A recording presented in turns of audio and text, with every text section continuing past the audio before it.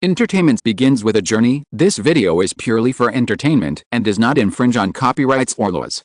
The rights to the novel and image belong to the original author. We do not claim ownership. Don't like waiting and want to listen to this fanfic in full now? Subscribe to our Patreon, where you'll find the best fanfics. Chapter 26 Market Restaurant. As Ireland's second largest city, Cork's charm has long been overshadowed by the capital, Dublin. Many people don't know that this little-known town was once named European Capital of Culture in 2005. It boasts a vibrant mix of music, galleries, cafes, bars, and delicious cuisine. While firmly upholding Irish traditions, it also embraces the colors of the modern era. Yurkai strolled through the streets of Cork, his DSLR in hand. The Western-style houses and castles along the roadside made him unfazed by the waste of his shutter. A photographer's skill grows by constantly clicking his shutter. Many of the walls on the streets of Cork are covered in beautiful graffiti by artists. Some of the realistic graffiti is so remarkably similar to photographs, it's hard to tell the difference between real and fake. As he wandered near the market, the aroma wafting from the second floor drew Yurkai into a restaurant. The first floor houses the market, which, compared to markets in China, is more like a supermarket, orderly and not at all noisy. In a corner of the market, there's a restaurant called English Market. Standing outside the restaurant, Yurkai started a live stream on his phone. The moment he opened it, comments began to flood in. Late, a full 15 minutes late, pay me. A certain anchor went out to look for a restaurant, but they were gone. Here they come. Yurkai took a close look at his face with his phone. He was indeed much more handsome than before. Many small changes combined to create a chemistry. Ahem, he cleared his throat. He turned so the camera could also capture the restaurant sign behind him. This is my first live stream. I'm still figuring out how to run it. Let's not talk about that for now. I found a restaurant and I'm going to go in and try some food. The restaurant had no walls on the side facing the door, only several large floor-to-ceiling windows, providing excellent views and light. The entire restaurant was brightly lit. However, the restaurant was small, about the same size as Yurkai's parents' barbecue restaurant, with only 5 tables. There was an ancient-looking fan on the ceiling. While it looked old, it was actually quite new, probably a decorative addition to complement the restaurant style. Along the wall, a lamp, the kind you often see in castles, was installed, emitting a yellow glow that gave the restaurant a warm hue. The bar was at the back, with a small blackboard above it covered in writing. It turned out to be an Irish specialty restaurant, creating a limited edition delicacy each day based on the ingredients they purchase. Yurkai translated for the live stream audience. This restaurant is on the second floor of the English Market in Cork. It's an Irish specialty restaurant. Their specials change daily based on the ingredients available. On the blackboard is their special: homemade black soda bread, beaver farm brown boda bread, farm cod liver, 6 deep-fried squid, and a salad. Yurkai called to the waiter, "Excuse me, please." A young woman in an apron ran over, holding a menu, and asked, "What would you like to order?" Yurkai took the menu, flipped through it, and said, "Irish stew, farm cod liver, hash browns, and black pudding, thank you." Actually, farm cod liver in Ireland doesn't mean fish liver from a rural farm. It means the dish contains fish, along with plenty of fresh lettuce, salad, and other ingredients. The waitress walked away with the menu, but a moment later, she returned with a bowl of soup and a piece of bread, smiling. "Hello, welcome to Ireland. This is our onion soup and boda bread." "Huh?" Yurkai exclaimed in surprise. "How do you know I'm new in Ireland? I might have lived here for a few months." She laughed and pointed at the DSLR camera slung across Yurkai's chest. People with cameras are usually tourists, or they've gone to the suburbs. In the city, people like you are definitely foreign tourists. Yurkai was amused. This was the reason that had betrayed him. He had just had a terrible airplane meal and was already hungry, so he took a big bite of the bread. It was still warm from the oven, and a refreshing sweetness instantly filled his mouth. Boda bread tasted very different from bread in China. It wasn't overly sweet, but rather had a delicate, herbal aroma. No wonder it was called farm bread. Yurkai licked his lips, gave the waitress a thumbs up, and said, "Excellent. This is my first time eating bread in Europe, but I don't think any other bread can surpass this in my heart." The waitress blushed, smiled sweetly, and went back to help other customers. The shop was small and quite secluded, located upstairs from the market. What kind of out-of-town tourist would have the time to browse the local market? He hadn't realized that the English market was a famous foodie destination, but it seemed this place had no shortage of diners. The seats filled up quickly, and many people turned away when they saw there were no seats left. Just then, a white-haired old man in a tuxedo sat down across from Yikai and ordered a lamb chop. Noticing Yukai's gaze, he asked, "Can I sit here?" Yukai smiled and said, "No problem, there's plenty of room. Please feel free to sit." He then continued to brag to the people in the liver stream. The dishes quickly arrived. They looked simple: farm-raised fish liver on a large plate of lettuce with mashed potatoes, smoked salmon, mackerel, and mussels. Yukai took a bite, his eyes lighting up, astounded by the flavor. Don't be fooled by the appearance of this dish. It's not as fancy as the dishes you'd find in a typical Western restaurant or hotel. But it tastes truly delicious. The saltiness and pepper are just right, not too much, not too little. It's fantastic. Many people can make hash browns, and the taste is similar in China and abroad, so Yukai's next dish was Irish stew. It was essentially beef stew with potatoes, but the ingredients were different from those used in Chinese cuisine. The beef was chunky, paired with uniformly sized potatoes and carrots, and sprinkled with chopped cilantro. The dish also came with 2 whole potatoes. Yukai loved potatoes, and this dish perfectly suited his taste. Or perhaps it was the Irish cuisine that suited his taste. This place is nicknamed Potato Island, where they eat potatoes in the morning, at noon, and at night. Yukai placed his phone on a corner of the table and began to eat, occasionally licking the gravy from his lips. When he felt sick, he would take a bite of his borda bread and sip his onion soup. Netizens showered Yukai with gifts, asking him to describe the dishes, but Yukai ignored them, declaring he'd write his travelogue tonight. As for now, first, enjoying the food was more important. What's more important than appreciating the exotic locales of a trip? Of course, enjoying the exotic cuisine you'd never tasted before, stuck at home. Chapter 27: 8A in Ireland. The portions were small, but the few dishes were enough to fill Yukai up to 70% full. The main dish was the potato beef stew and 2 large potatoes, but anything else would do. After finishing his main course, Yukai ate his pudding with a spoon when he finally remembered he still had his phone. He moved it toward his face to answer questions from netizens, mostly about how Ireland was and the name of his hotel. The grandfather across from him, observing Yukai speaking Mandarin into his phone, said, "Are you a tourist from China?" "Yes, I just arrived in Ireland today." The grandfather smiled at a mention of Ireland and asked, "How is Ireland?" Someone else was chatting, so Yukai put his phone aside and chatted with the grandfather. As for liver streaming, he just let it go. After all, he wasn't a smuggler, he relied on his looks to make a living. Ireland is absolutely amazing. The people are nice, and the potatoes are delicious. Yukai had heard many people who had traveled abroad complain about places being dirty or messy. But Yukai hadn't encountered a single unpleasant experience in Ireland. As soon as Yukai left the airport, a kind person escorted him downtown. The hotel service was excellent, and the room had the best view. The restaurant lady even gave Yukai free bread and onion soup. The old man, upon hearing Yukai's story about his trip to Ireland, laughed heartily and said, "Ireland welcomes all friends from afar, except the English, of course." Yukai watched the old man leisurely devour his lamb chops and felt like he could eat something else, so he ordered a small chicken drumstick and fries. Then, the Irish showed their kindness again, offering Yukai a glass of milk along with a chicken drumstick and fries. He had originally thought it was a small chicken drumstick like you get at KFC. But it wasn't. I was wrong. The English word for it was a small portion of chicken drumsticks, not a small portion of chicken drumsticks. Oh my god, how was Yukai supposed to eat this? The plate looked to hold over 30 chicken drumsticks, topped with 2 rings of shredded onions. "Your small chicken drumsticks. This." He looked at the old man who was almost done eating and said, "Would you like to eat something too?" The old man was already full. Old people have small appetites and can't eat much, but your grandfather is still your grandfather. He quickly thought of a solution and offered Yukai a suggestion. "If you don't want to take away but don't want to waste it, I suggest you invite the waitress to join you. After all, I've been here several times and haven't encountered a complimentary service."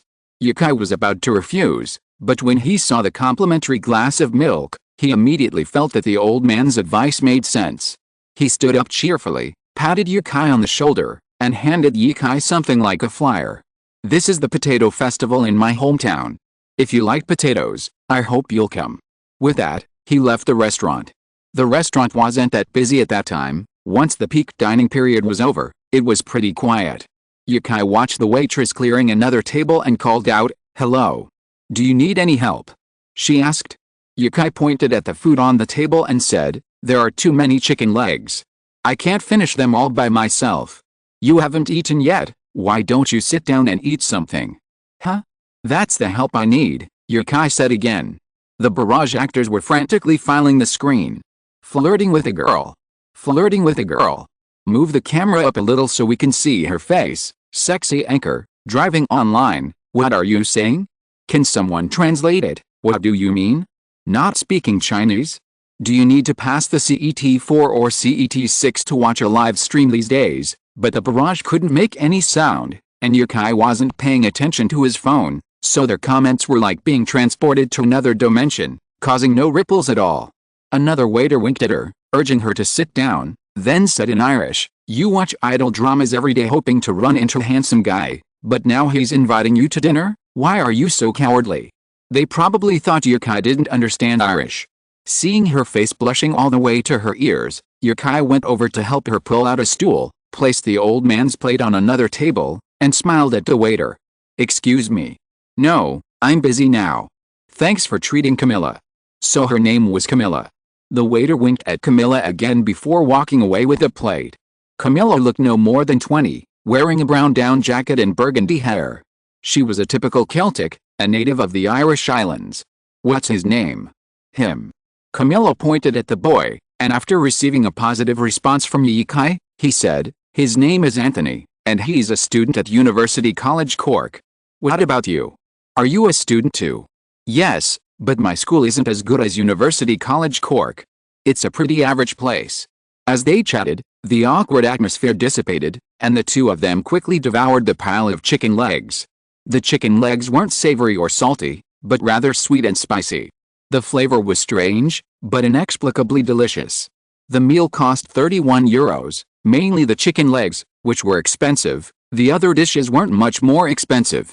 Afterward, Yukai said goodbye to Camilla and, holding his phone, took a walk around the market downstairs. The viewers in the live stream were all excited. Seeing someone live streaming from abroad, they wanted to see everything. Most of them didn't understand English, so Yukai had to translate everything for them. After a while, Yukai grew annoyed and simply wandered around on his phone, ignoring the clamoring viewers in the live stream. There were many people singing on the street, just like on pedestrian streets in China, with guitar cases on the ground. If someone sang well, Yukai would throw in some coins. After a long walk, Yukai found himself at the pier. From the hotel, he had seen the cruise ships from a distance, so he hadn't estimated their size. But when Yukai reached the foot of the yachts, he realized that the two docked ships were comparable in size to the legendary Titanic. In fact, this was the place where the Titanic finally launched. The legendary unsinkable ship sank to the bottom of the sea 12 days after leaving here. This cruise ship was over 300 meters long and 50 to 60 meters high. Compared to it, the bus below was just a baby. Yukai suddenly had the urge to take a cruise. He went to the shipping department to ask, and found out that there were ships from Cork to Dublin, but they were not this large, which made Yukai a little disappointed. When he left the hotel, Yukai exchanged €100. In the evening, after dinner, Yukai had spent all the money. He wanted to go to a local bar to check it out, but he didn't know if they accepted Chinese currency. Forget it, go back to the hotel first. This is only the first day in Ireland, there is a lot of time, no need to rush. If you're listening to this novel on a channel other than Fanfic World, it means they downloaded and uploaded it without effort. We cordially invite you to visit our channel, Mundo Fanfic Novelis. There you'll find the original version of this story and you can explore many other novels of various genres. We're waiting for you to immerse yourself in a world of incredible novels. Chapter 28, Small Town Greer. Yukai was on a bus bound for the small town of Greer. This route only runs once a day, and thankfully, he arrived early today, otherwise he would have missed it. Last night, after returning to the hotel, he planned his itinerary for the next few days. Riverdance was performing in Dublin on October 26th, so Yukai had some free time to plan his itinerary before the show. Why was he going to this town called Greer? Last night, When he returned to the hotel, Yukai found a flyer that the old man had given him. It was for Greer's annual potato festival. It wasn't a national festival, not even well known in Ireland. It was a small, local event, but it still caught Yukai's attention. It wasn't entirely because of the old man's invitation, nor was it because Yukai loved potatoes. He was curious about why potatoes had a festival. Was it a collective eating event? Or a potato beauty contest? But did that really matter? In Ireland, when you encounter a festival, you just go and have fun. I wonder if all developed cities are wealthy. All buses in Ireland are luxury, even for short trips of just an hour. The space is so spacious that you can even lie down and sleep. An hour and a half later, Greer arrived. While still in the car, Yukai heard the sound of an Irish bagpipe. The instrument looked quite ugly to Yukai. It had 3 parts, a large leather bag that was tucked under the arm. Then there was a mouthpiece, which was placed in the mouth to supply air to the bag, inflating it. The last part resembled a Chinese flute, with several air holes. Pressing or releasing these holes according to a fixed fingering pattern changed the notes of the Irish bagpipe. Would anyone use such an ugly instrument? Of course they would. This was a rogue instrument that produced a continuous sound similar to the Mongolian throat music, capable of producing harmonics. Its tone was deep, mournful, and possessed a unique quality.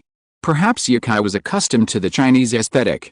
In short, he was used to the beauty of traditional Chinese instruments and was unaccustomed to these large and complex instruments. Bagpipes are a common sight at every Irish event, becoming a unique symbol of Ireland, just like harps and whistles. After crossing the river, the car stopped at the edge of a small town. It's said that every Irish city has its own river, and each one has a different name. Yukai didn't want to delve into this, but there was indeed a river here. The town was 100 meters from the river, and in between was a 100-meter-wide beach with fine sand, like the seaside. Foreign kids are so lucky.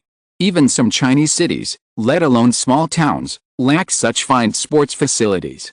Playing on the beach, sunbathing, and swimming in the river, it was truly wonderful. From a distance, Yukai spotted a large banner on the beach, announcing the 36th Greer Town Potato Festival.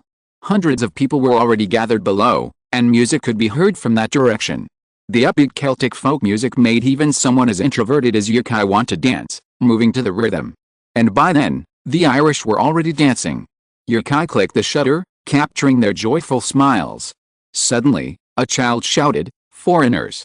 Everyone's eyes snapped to Yukai, and even the music stopped, leaving Yukai feeling like a lamb caught in the midst of a lion's territory.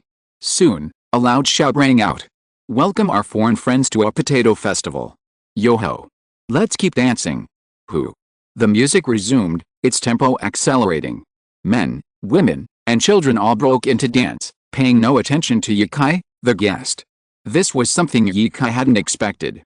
The girl playing the violin stood up, her hands moving, her feet moving with light steps, and she leaped over to Yukai's side like an elf. "Come on, let's dance together." "But I can't." She played the violin perfectly, a look of disbelief on her face, as if to say, "Oh my God. Someone can't dance. Kang Mang, follow me, I'll teach you." Humans are social animals, and they all have a herd mentality. The more similarities there are, the greater the influence. This means that if everyone's dancing and you're not, you'll feel awkward and start dancing along. This is known in psychology as, "What are you daydreaming about?" the girl asked.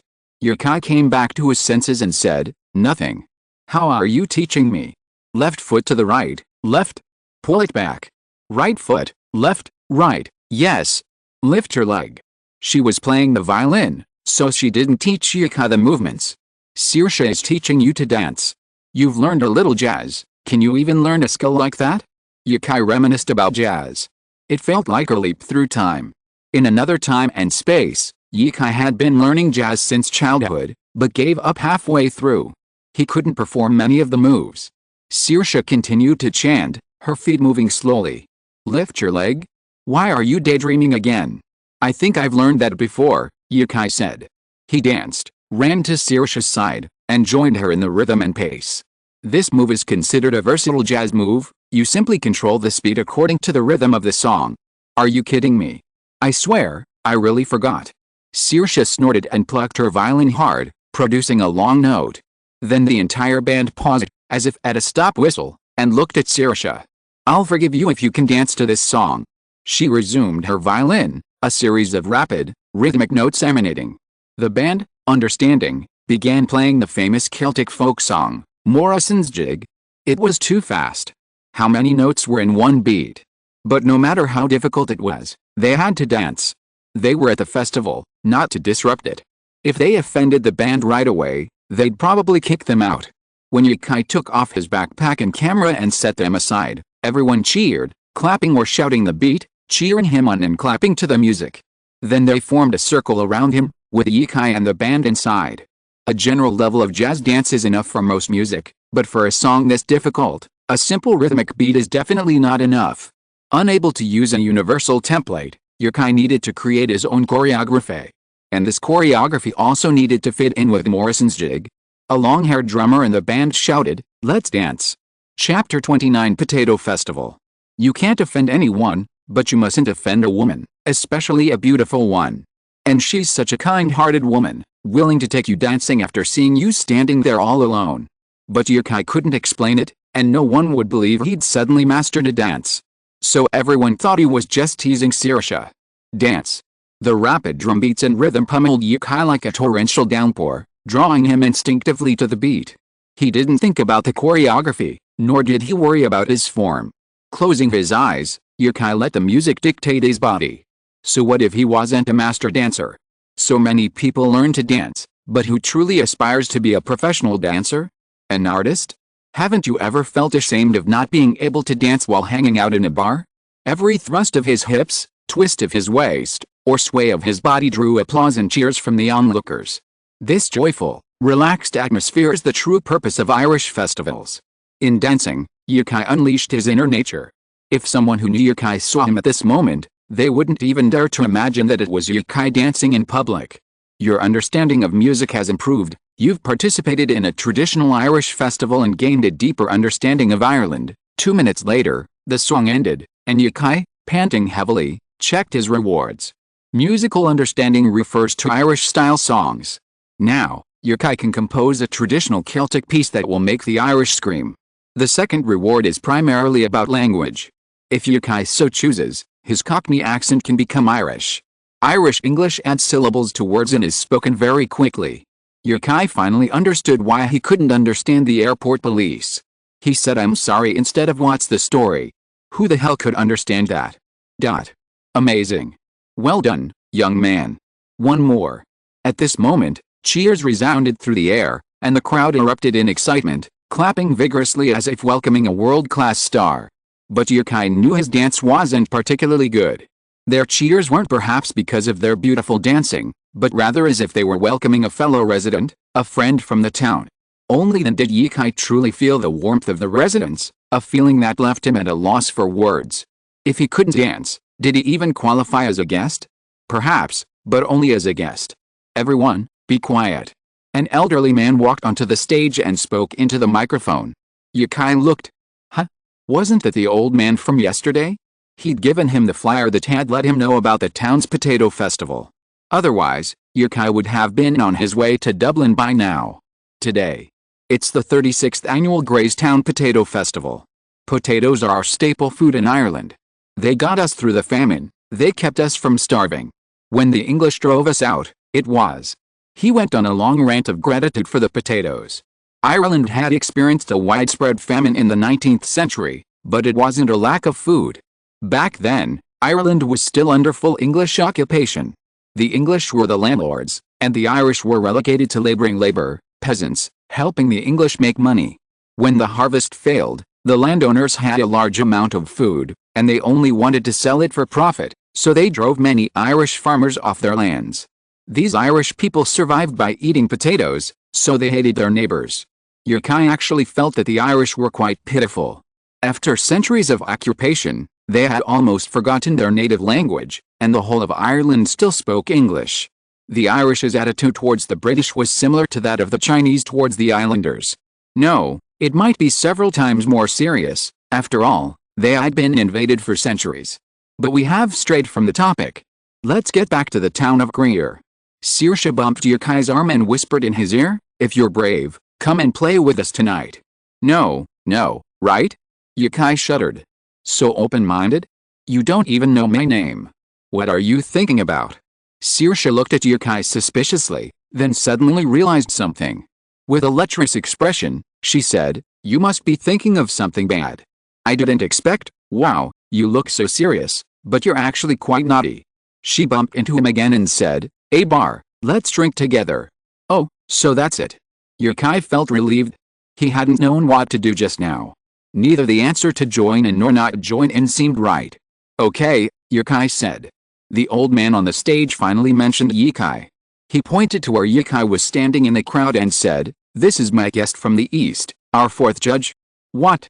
Yukai's face was filled with question marks. "Now, let's start the potato competition."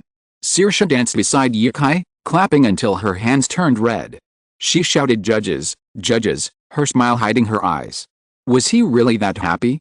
Yukai had always claimed he knew nothing, but the enthusiastic resident still pushed him to participate in the potato competition. Inside a white tent, a long table, made up of several tables, was covered with a white tablecloth. There were 4 seats and 4 sets of tableware. This was the judges' seat. Opposite the judges' seats, there were about 20 chairs, already filled with people, whispering and talking. Behind them, outside the tent, was a packed audience. This was the audience. Actually, it was quite formal. The key was to avoid being a judge. Yukai still had no idea what was going on. He had only been there half an hour. To facilitate his travelogue for the evening, Yukai took photos of them. They seemed relaxed about the photo, even posing to better capture their handsome or beautiful sides. Yukai loved this. When he filmed in China, people automatically moved away from the camera. Even when they did, they turned their backs or obscured their faces. Yukai sat in the 4th seat. The judges from the 3 seats next to him had also arrived. The first seat was occupied by the old man. From his earlier speech, he seemed to be the mayor of this small town. Noticing Yukai's puzzled look, the mayor smiled and said, "Don't be nervous, it's very simple." At this moment, a voice came from the speakers placed in front of the judges' table. A person speaking excellent English was explaining the rules of the competition. Oh my god. I actually said someone's English was good in an English-speaking country? Chapter 30 Potato Competition. The host's English was truly excellent. While not a perfect Cockney accent, it was close enough to London's. Yukai kept complaining about Irish accents, and it was actually the same in mainland China. If you speak Mandarin to Shanghainese, they understand, but if they speak Shanghainese to you, you're just confused. All you understand is, "What's wrong with you?" The host said, "Today, there are 9 potatoes competing, from Mark, Sis, Cassis, and so on in town. The judges will taste each one and rate it. Please note, no meat, no salt, no ketchup, no pepper, and no other condiments during the tasting. We're trying to savor the potato's pure flavor." Yukai nodded imperceptibly. "Oh, I see. Got it. Now, let's bring out the first potato." The host finished, and an elderly woman emerged from behind the shed, holding a plate with 4 fist-sized potatoes on it. She used tongs to place each potato on the plates in front of the judges. "Please taste," the host said. The potatoes were unpeeled, as seemed to be the case with all boiled potatoes here. But it wasn't like you were supposed to just chew it. The cutlery included a knife and fork, which Westerners are accustomed to using. Yukai rarely ate Western food, so he wasn't as skilled as the other judges. However, he ate quickly, and everyone finished the first potato at the same time. Yukai sipped the boiled water they provided and reflected on the taste of the potato. Although it wasn't seasoned, Yukai unexpectedly tasted a variety of flavors, which were hard to describe. Without the seasoning, it was indeed better than boiled potatoes in China. A moment later, the woman from before returned, still with the familiar plate and the familiar fist-sized potato. Yukai suddenly remembered something, and his hand trembled slightly as he gripped the fork. This potato itself wasn't as delicious as the previous one, but it was superior in texture. If the chef's issues weren't a factor, Yukai would have preferred this one. He didn't like potatoes without seasoning. The second potato, while lacking in flavor, was seasoned with Chinese salt, MSG, chili peppers, olive oil, Sichuan peppercorns, pepper, star anise powder, 5-spice powder. It was bound to be a national sensation. After eating, scoring, drinking water to clean the mouth. Then, she came.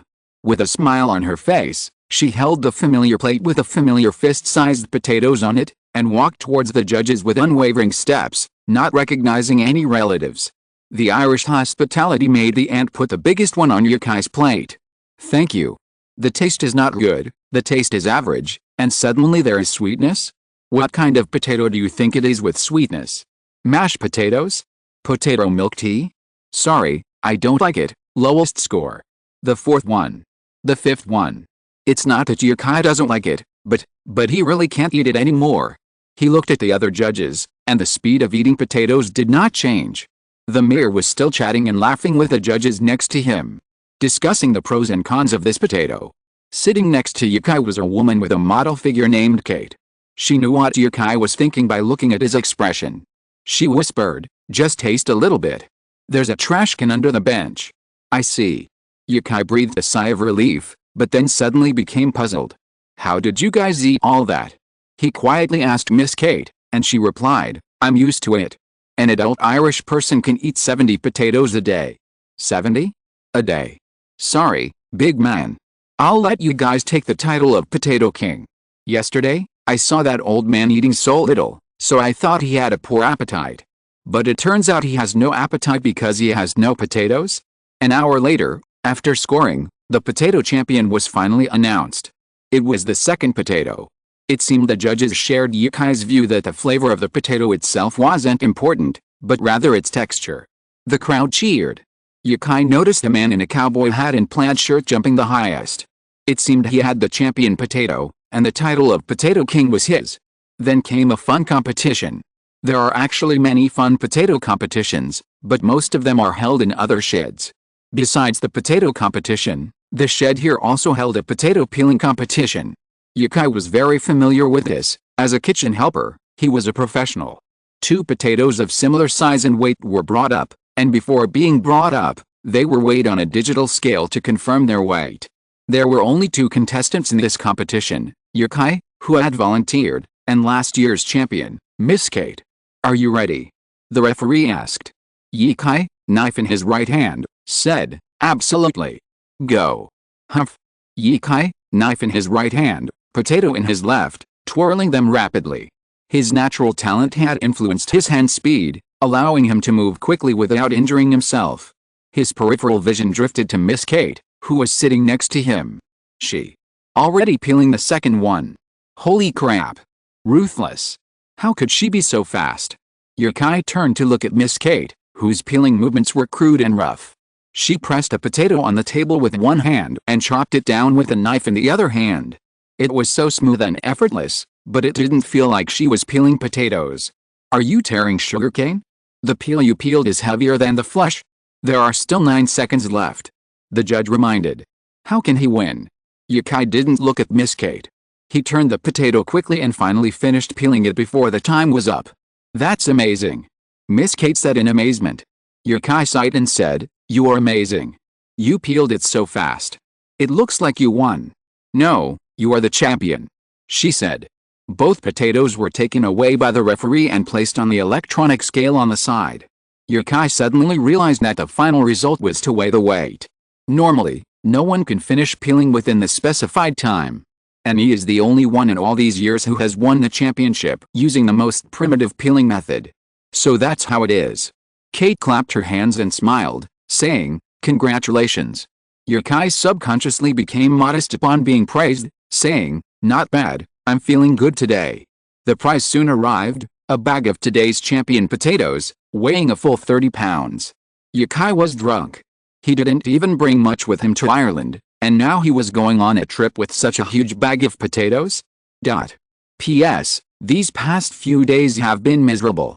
The new book season is almost over, and I haven't been recommended once, and I don't have any recommendation votes, not even as many as last week.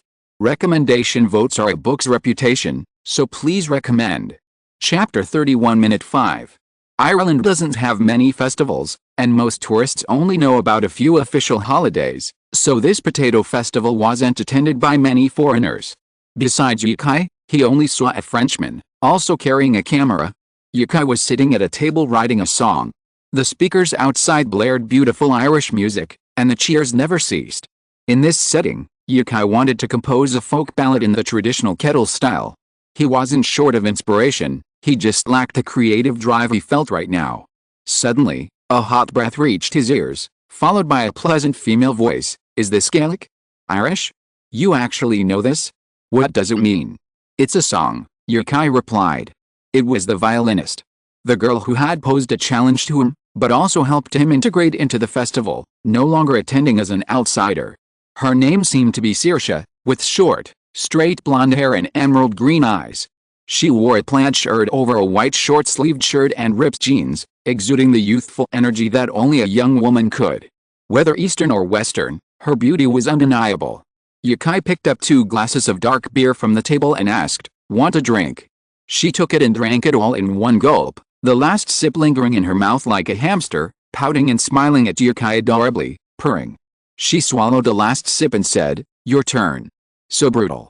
Yukai had never tried this kind of beer before, but after his first glass here, he instantly fell in love with it.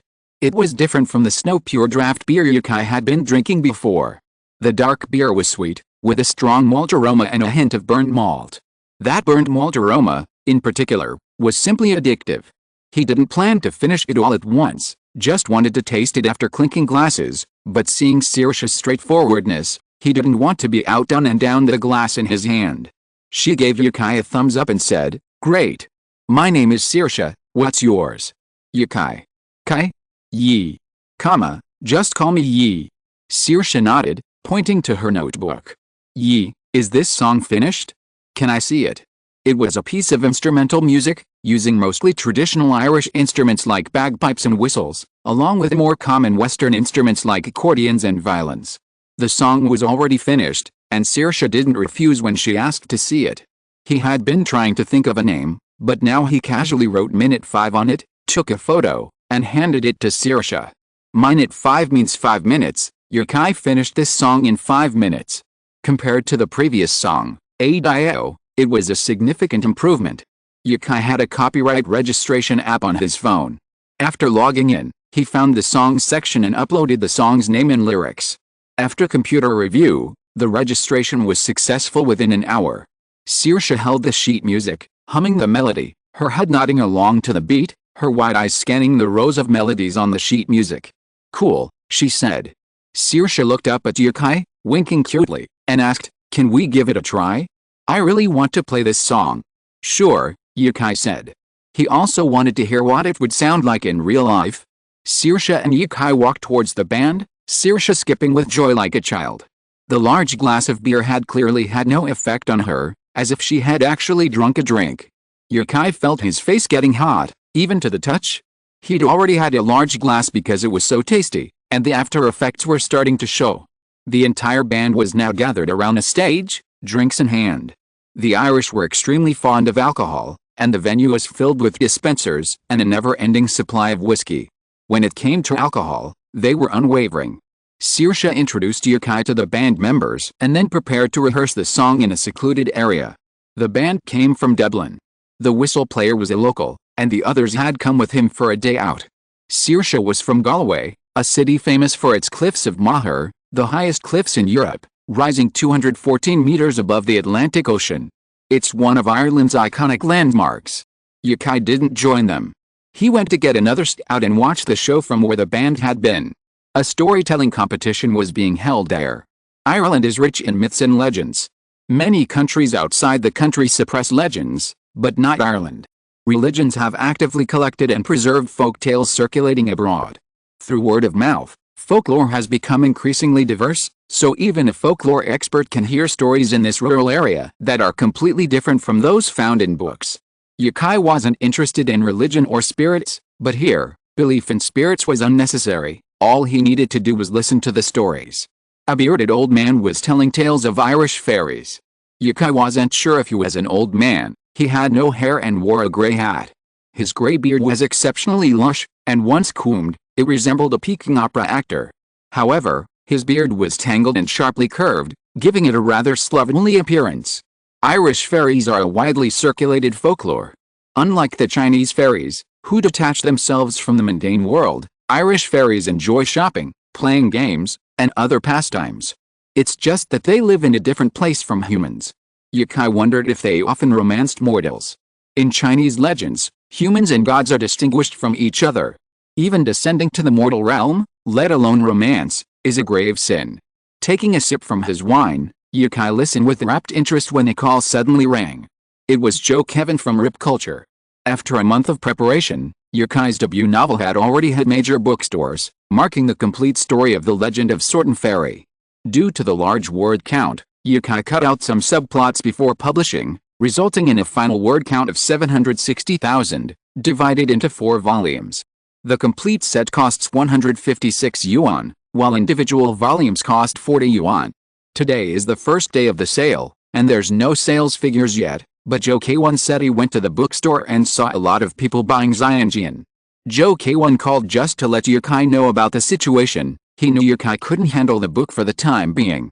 He'd been following Yukai's Weibo, so he knew he wasn't in China at the moment. It was also because of Yukai's travelogue that he had a new idea. Thank you, Yuan Shang, for the 500 Kidian coins. Thank you, Meng Meng Lemon, for the 100 Kidian coins. Thank you, everyone. Chapter 32 Bonfire. You want to publish my travelogue? A book.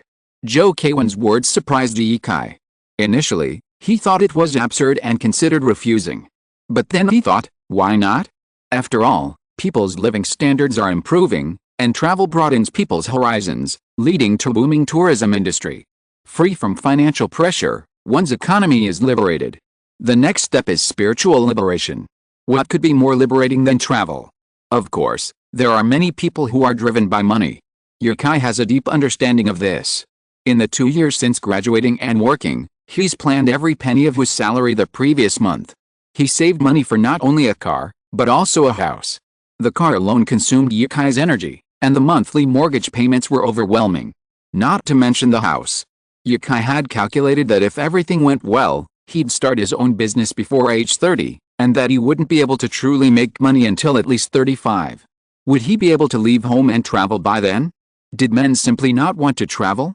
No, I'm just bent down by the weight of life. But if a travelogue book were to appear at this time, those with the time and money to travel would use it as a guide, while those who couldn't could use it as spiritual nourishment. So, publishing a travelogue might be a viable option. Yukai was confident in his writing skills, and his photography skills were steadily improving. A travelogue, with photos and color illustrations, could easily reach 20,000 to 30,000 words, and wouldn't take much time. Most importantly, if he published a travelogue, it would give those photos stored in his cloud drive, which he couldn't use for Weibo posts, a place to put them. After all, it was a travelogue, so a few dozen photos wouldn't be a problem. I need to think about it. I'll contact you when I get back. Then I'll wait for your good news. The two hung up. The old man on the other end was still telling stories. The entire storytelling competition was his one-man show, like an ancient storyteller, recounting magical tales with vivid voice and emotion. The sun warmed Yukai, and he simply lay on the beach, listening to the old man's stories. Once upon a time, stories always begin like this. Once upon a time, to be exact, it was the year 1239. In an ancient castle, lived the most beautiful princess in the world. Her name was Alopa. She slept day and night in a dark stone room within the castle, and no one could wake her. In Alopa's dreams, the prince and princess fell in love, and Alopa refused to wake. So, in her dreams, the princess waited for Edward, and Edward waited for her outside the castle. Snowflakes and flowers withered, day after day. Whether Alopa finally awoke, no one knew. Wake up, wake up. It was so cold. Yukai opened his eyes. Saoirse's face was only a dozen centimeters from his. Her delicate face wore little makeup, yet a single flaw was visible. Compared to their neighbors, Irish girls were truly stunningly beautiful. Saoirse smiled upon seeing Yukai awake, reaching out her hand and saying, "Why did you fall asleep here? Get up. The show's about to begin." Yukai reached out his hand, using it to gain leverage to stand from the ground. Maybe I drank a little too much and took a nap. What time is it now? It was already dark, and the festival had thinned out. The old storyteller had also left, leaving only the staff to clean up the venue. In the distance, a huge bonfire burned. Hundreds gathered around it, singing ancient Celtic songs. The sound carried far into the night sky. About 7 or 8. She checked the time and said, 7:20. Come on, We're waiting for you. Your song will be performed soon. She grabbed Yukai's hand and ran towards the bonfire. The band was the star of the evening's performance, and except for Saoirse, everyone else was accompanying the chorus. Saoirse pulled Yukai outside the crowd and sat on the ground. Wait 2 minutes, Saoirse said. Yukai was recording with a camera. It wasn't often you saw a large chorus of hundreds of people singing. Of course, that was except for the flag raising. The song was called Star of the County Down. A lovely young girl came from the countryside, smiling as she passed me. Oh, she was so lovely, from her bare feet to her long chestnut hair. The song sounded ordinary, but in this choral setting, any music would reveal its captivating charm. Saoirse patted Yukai on the shoulder and said, I'll go get ready. Remember to record it for me. Don't worry, I'll keep it to myself and won't share it with anyone else. Yukai smiled. Go ahead. What if you don't perform well? You still want a video? Aren't you afraid of embarrassment? HMPH. She made a face at Yukai and ran towards the band. There were a lot of people in the front, and Yukai couldn't get a full shot of the band, so he stood up and walked towards the front. Although there were many people, it wasn't crowded, and there was room for everyone. This made it easy for Yukai to get to the front. The child sitting in the front, noticing Yukai approaching, moved aside and made room for him. Thank you. Yukai sat cross-legged on the ground, the camera resting on his knees to steady it. Otherwise, holding it by hand the entire time would result in shaky footage. Saoirse, holding the microphone, said, This song was written today by Yi, judge number 4 of the potato competition, Yi from the East. Applause erupted, and the child sitting next to Yukai blew a whistle, creating a lively atmosphere. When the applause died down, Saoirse winked at Yukai, as if to say, Just watch me. I won't make a fool of myself. First came the strumming of a guitar, followed by drums and whistles, and then the violin. Of these instruments, Yukai preferred the whistle. Shaped like a children's recorder, but much smaller, the whistle produced a clear, crisp sound, like an aureole. The addition of the Irish bagpipes transformed the timbre of all the instruments, truly earning the title of instrumental rogue. At the end of the song, everyone in the room applauded, including Yukai, and the camera was placed on the ground. Amidst the applause, Yukai noticed Saoirse looking at him and raised his right hand with a thumbs up. You did it. A young local in the band took the microphone and asked, Does it sound good? Yes. Excellent. He pointed at Yukai and said, You only took 5 minutes to write this song, so it's called 5 minutes. Now, let's invite you to say a few words to us. Chapter 33 The One Who Can't Wake Up. Yukai took the microphone with a frown. Should I say something next? I'll just say a few words. Why did he suddenly feel like he was back home? I'm so happy to be in Ireland. Everything here reflects Ireland's hospitality to foreign tourists. From Cole's restaurant to Greer's Potato Festival. Oh, and I even learned a few words of your Irish dialect. What's the story? Tell your story, haha, I love this way of greeting. Also, thank you so much for your hospitality and the beautiful violinist. Yukai pointed at Saoirse, and the crowd laughed heartily. After a few casual remarks, Yukai finally said that he enjoyed Irish stout. Actually, whiskey is also quite good, but he's not a big drinker. When he returned the microphone, the audience was unhappy. Everyone was full of anticipation, but you're done with just 2 words? Aren't you going to talk about China? Irish audiences love stories. Actually, Yukai was a little dizzy. He slept on the beach for a few hours after getting drunk. Now, he might have a cold. He's very weak, so he wants to find a hotel to rest.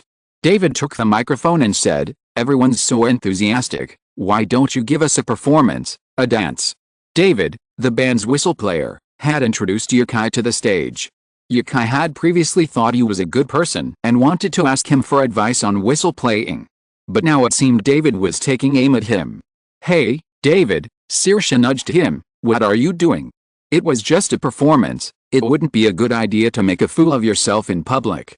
So Yukai pulled Saoirse aside and said, I just thought of a song.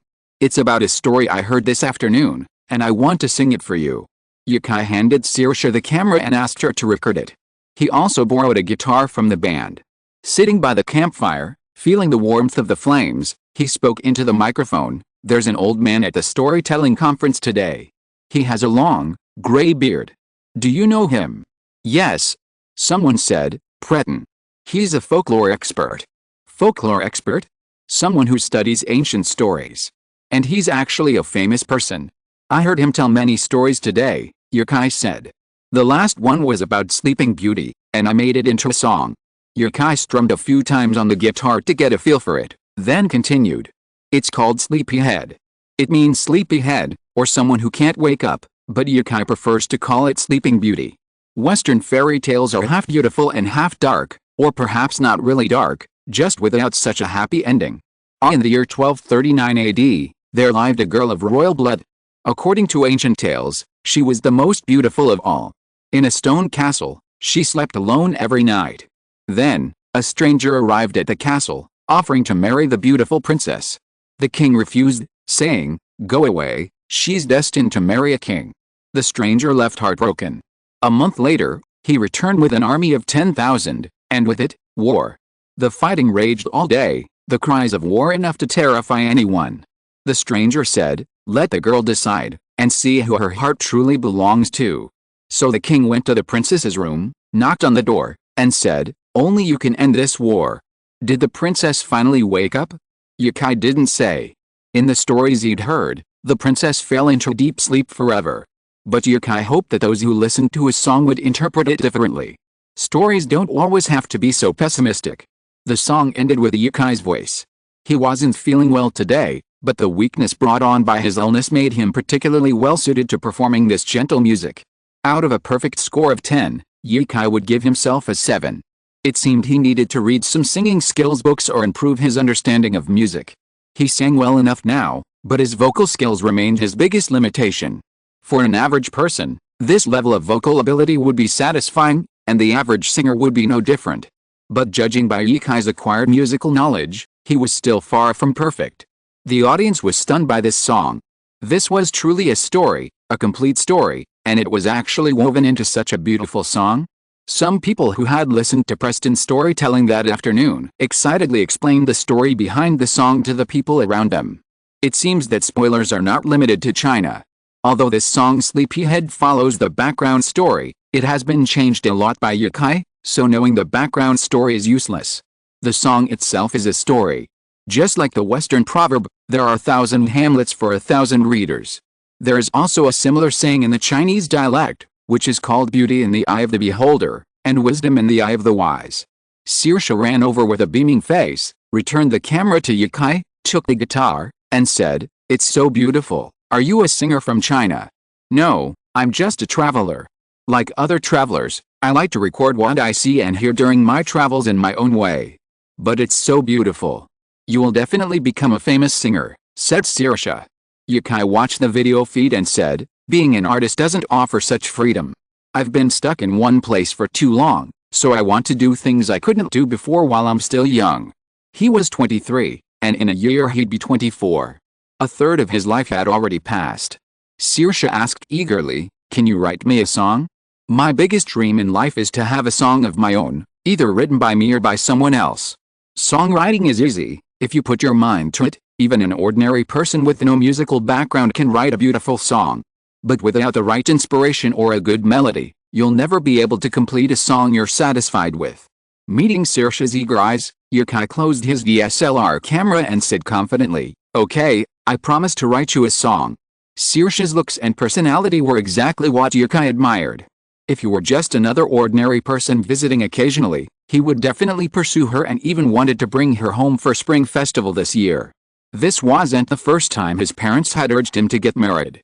As an only child, he often traveled abroad. His parents longed for a child to keep them company, and Yukai understood their feelings. But Yukai wanted to travel the world before he turned 30, so he might not spend much time in one place. Few girls would be interested in a guy like him, right? He exchanged WhatsApp messages with Saoirse, then found a hotel in the small town with a potato he'd won.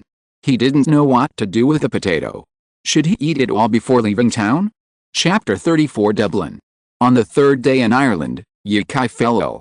Perhaps it was a lingering illness from sleeping drunk on the beach, or perhaps it was simply a case of acclimatization, suppressed for so long that it erupted today.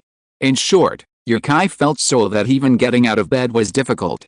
His stomach felt empty, yet he couldn't eat. The illness had come on so suddenly, yet treatment was a gradual process. After several days in bed, Yukai finally regained some strength and prepared to continue his journey, taking a bus to Dublin, the capital of Ireland. He gave his potatoes to the doctor who was treating him, and traveled light, carrying only a travel bag and a camera strapped to his chest. Yukai had called almost daily to update Yukai on the sales of his book. On the first day, he sold 40,000 copies, and on the second, 30,000. He had assumed that the potential online would decline after it was exhausted. But apparently, a strong story, combined with Yukai's ethereal writing style, made this Eastern fantasy tale a resounding success in the market. Sales remained at 30,000 on the third day, and on the fourth, they actually increased, reaching 50,000 copies. China's demand for books is among the lowest among major countries, with sales of 20,000 copies a year considered a bestseller. However, this Chinese paladin sold a staggering 50,000 copies in a single day. While a key factor is that the Chinese paladin book contains 4 books in one volume, many readers buy them together. Many of those who buy individual copies are students, having already read most of the previous books online. Nevertheless, Chinese Paladin remains the brightest new star in the Chinese book market this year. Many people who only read traditional books have also become aware of Yukai. This combination of factors has led to Yukai's Weibo followers exceeding 400,000. Talent points increased by 8. Talent significantly increases learning speed, but due to the system, many required skills can be learned for free. Therefore, so far, talent's greatest benefit has been improving Yukai's various physical attributes. The completed Nirvana in Fire has been handed over to Rip Culture for publication. Yukai hasn't decided on his next book yet. Having published 2 books in such a short period of time, releasing another would be detrimental to sales. Furthermore, writing too much is exhausting, so he decided to wait until after the Lunar New Year to conceive the next book. Songwriting is so easy. Everything can be done in 10 minutes, and the expression of emotions is more direct. However, larger text can draw the reader into the reader's emotions. Each has its pros and cons. Yukai's doctor recommended a friend who was going to Dublin and offered him a ride. If Yukai hadn't been sick, he would have rented a car and driven there himself. While the road signs were intimidating, Irish roads are incredibly light, and driving is comfortable as long as you pay attention. But you'll need to get used to the right-hand steering wheel. Because I was delayed for a few days, I didn't stop and drove straight to Dublin. Dublin is Ireland's capital and largest city. It has produced many literary figures, akin to Suzhou in China, and retains countless ancient European architecture. Since Halloween is just a few days away, the streets are being decorated with lanterns and other decorations. Ireland is actually the origin of Halloween. They once called it Samhain, a day rumored to bring the dead back to life and herald the arrival of winter. Kelvin and his wife dropped Yukai off near Stephen's Green tube station. Kelvin worked there, while his wife was home with the children, so Yukai had to say goodbye and find a place to stay. He recommended a nearby hotel to Yukai. Go down this street into St. Stephen's Green. There's a nice hotel there, Kelvin said. After thanking Kelvin, Yukai resumed his solo journey. An official parade was underway on the street. A large number of uniformed sheriffs and young men waving batons marched to the music, their backs straight. Yukai took a look and saw that the parade was celebrating a festival in a few days. Many tourists visiting Ireland would inevitably come to Dublin, so the city council often organized events to welcome them. Chinese tourists were particularly numerous these days, making them a top tourist destination they wanted to retain. It wasn't that the Irish were particularly close to the Chinese, but rather that they appreciated the Chinese people's generosity. The road was blocked by iron railings, and many tourists and locals watched the parade from outside. The way tourists are distinguished from locals is by whether they're wearing green hats. That's not quite right. It seems many tourists now like to take commemorative photos wearing hats. That would make it hard to tell. After a few glances, Yukai went to the park to look for a hotel. With a major Irish festival approaching, hotel prices across Dublin had tripled, and many rooms were booked in advance. So, Yukai checked into this 4-star hotel for €340. Yukai had previously stayed at an expensive hotel in Cork, but the scenery and decor of the Cork hotel surpassed this Dublin hotel. After arriving in the room, he showered and planned to walk around the park, but after a long day of driving, Yukai saw the large bed in the room and fell asleep. He'd go explore tomorrow. Hanran Film and Television. This was a once prosperous film and television company. In the early 2000s, it, along with two other companies, was considered one of the three major players in the costume drama industry. However, with the rise of the internet, the company's strategy hasn't shifted quickly enough. This has led to increasingly difficult times for Han Film and Television. Due to financial constraints, they can no longer produce large-scale period dramas, forcing them to make a last-ditch effort with a web series. If those web series also fail, the only option left is to sell the company. But this is precisely what Tsai Hengming finds most unacceptable. He and his wife spent half their lives developing Han Film and Television, and now, just a few years after his wife's passing, he has bankrupted the company. How can he face his deceased wife in the future? He sits in his office, searching for IPs that haven't been snatched up by major companies. He hasn't rested for 2 days in a row. These days, TV series are constantly looking for collaborations with well-known IPs. It's almost as if the author has barely put pen to paper before the IP is already bought. Finding undiscovered masterpieces in such a landscape is like finding a needle in a haystack, but he's actually found one. Chinese paladin is the hottest word of the month. Since the novel's publication, countless film and television companies have been searching for the author, Yu Kai. However, he's overseas, his phone calls are unreachable, and he doesn't respond to messages on Weibo. So far, no one has been able to acquire the rights to Chinese Paladin. The film and television rights to this novel must be acquired. Tsai Hengming clenched his fingers and frowned. Finally, he slammed the table and made up his mind, I'm going to find him. If you're listening to this novel on a channel other than Fanfic World, it means they downloaded and uploaded it without effort. We cordially invite you to visit our channel, Mundo Fanfic Novelis. There you'll find the original version of this story, and you can explore many other novels of various genres. We're waiting for you to immerse yourself in a world of incredible novels. Chapter 35 Tap Dance Performance. Trinity College. Built in 1592 by order of Queen Elizabeth I of England to civilize Ireland, it is a world-class research university modeled after Oxford and Cambridge. With a history spanning hundreds of years, it is Ireland's oldest university and arguably its finest. While Chinese universities generally follow a similar architectural pattern, these ancient European schools are imbued with the solemnity of medieval architecture, giving them the impression of a church at first glance. Once inside, it feels more like a museum, with countless exquisite murals and paintings adorning the walls, antique oil lamps everywhere, and charming students. This is where Yu Kai sees the most Asian faces. With over 300 Chinese students studying abroad, he's heard Chinese spoken on campus at least 3 times. Spending time outside of home can easily lead to a sense of security in places where one can hear their native language. Furthermore, this is where the Irish National Tap Dance Company performs. For the past few days, they've been performing various tap dance productions, comparable to foreign operas and plays. They incorporated these excellent forms of expression into Irish dance drama, featuring soaring vocals, mournful bagpipes, and breathtaking tap dancing. Yu Kai had come specifically for Riverdance. To preserve his energy for tonight's performance, he had resisted the urge to attend any other performances here. He had visited a nearby town to experience paragliding and hot air ballooning, and toured ancient churches and Elizabeth Castle. The biggest difference from back home was that the attractions here didn't allow Yu Kai to learn skills or earn talent points. Talent points seemed to be earned only at attractions back home. After purchasing his tickets, Yu Kai joined the university students and tourists entering the Great Hall of Trinity College. Ireland's diverse architecture satisfies almost every medieval aesthetic imaginable, and even this great hall is imbued with the beauty of ancient Western architecture. Just sitting there felt like stepping back in time, something that modern stadiums or Broadway shows couldn't quite capture. Sitting next to Yu Kai was a German named Fergus, an international student at Trinity College. Yu Kai happened to speak German, so he discussed his feelings and thoughts about Trinity College. Thoughts? Fergus scratched his bird's nest of curls.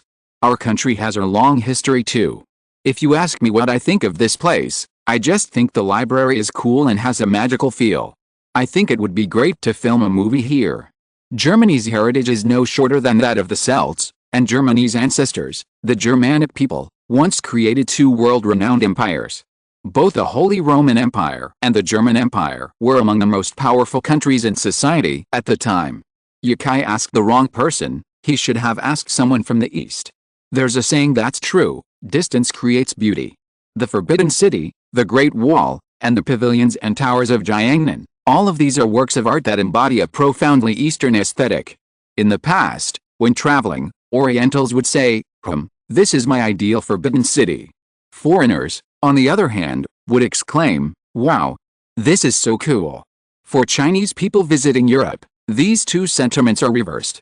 Because of their upbringing, they lack understanding of European history, so upon seeing such magnificent architecture, they are left with only pure awe. The performance began. The low-pitched whistle transported the audience into a vast, boundless world, its magnetic, ancient-style sound slowly swaying the audience's emotions. Everyone was raptly watching the performance. From the audience, you could only see 4 seats in front, behind, and to your left and right. Beyond that, it was pitch black, with only a sliver of light from the stage. The lights gradually brightened, and 20 tap dancers, using their leather shoes as drumsticks, beat out a synchronized beat. Their measured, rhythmic steps resembled the rhythmic flow of poetry. The dancers held their heads high and chests puffed out, gliding gracefully, giving people the illusion that they were not bound by gravity or inertia. Yukai has always felt that there are 3 types of dance that are most conducive to cultivating temperament: ballet, classical dance, and tap dance. Sitting in the audience, watching their orderly steps, a feeling of high spirits came over him, showing a vibrant vitality. The lights dimmed. The dancers left the stage in an orderly manner, and then a bright light appeared in the corner of the stage, which was particularly dazzling in this dim environment. The king of dance has emerged. This person is no longer the person Yukai saw on TV 10 years ago, but he is still very handsome. Yukai was very confused. Even if there were iron plates on the front and back of the shoes, there are only 4 parts on the left and right shoes that can produce sound. How do they make 4 sound-producing parts produce multiple sounds per second? Yukai has never really learned tap dance, so he is really curious about this. It was time for the intermission, and the singers came out to perform an opera. Tap dancing is tiring. The entire show lasts about 2 hours, with numerous interludes, perhaps opera or instrumental solos. The reason for staggering the performances is to give the actors a break. The singers singing gives the dancers a break, and the dancers dancing gives the singers a break. 2 hours later, Yukai left with a crowd. It was truly breathtaking. Yukai had seen live performances before, whether concerts or Peking opera. He had been to a company party once, but the noise from the audience was even louder than on stage. So, this was Yukai's first time at a stage performance. It was fantastic. It truly lived up to his expectations. If he had the chance, Yukai would like to see other tap dance shows next time, and also, when he returns to China, he'd like to see a Peking opera performance. Although Yukai had never been a fan of Peking opera, it was a national treasure. There was no way his own country's art was inferior to that of others. He wanted to give himself another chance to learn more about it. It was already dark when he left. 7 or 8 o'clock in the evening is the time for Irish people to eat dinner, and Yukai was hungry, so he walked out of Trinity College and took a bus to Grafton Street for dinner. Grafton Street is one of the 2 main shopping streets in Ireland and the 5th-ranked shopping street in the world. It is not far from Yukai's hotel. Grafton Street runs from St. Stephen's Green in the south to College Park in the north. Yukai's hotel is located in St. Stephen's Green. This is where Yukai often comes these days. After a day of sightseeing, he returns to his residence and has a cup of coffee in the cafe or a glass of Guinness in the bar. All the fatigue of the day disappears. Chapter 36, Finding a Tavern in Grafton. Grafton Street is busiest around 3 or 4 p.m. every day, but the crowds begin to thin out in the evening. Perhaps it's dinner time, with many people heading home or out to the bars. Yukai found a restaurant here for dinner and then began to explore the streets in search of a pub he found interesting. Dublin pubs, and indeed every pub in Ireland, are unique, each imbued with the owner's distinct style. So, you never know what the next one will be like. They're like the chocolate chips in Forrest Gump. You never know what flavor you'll get, whether it's your favorite, or even your favorite. Outside a handmade tailor shop, Yukai encountered 8 women practicing tap dancing.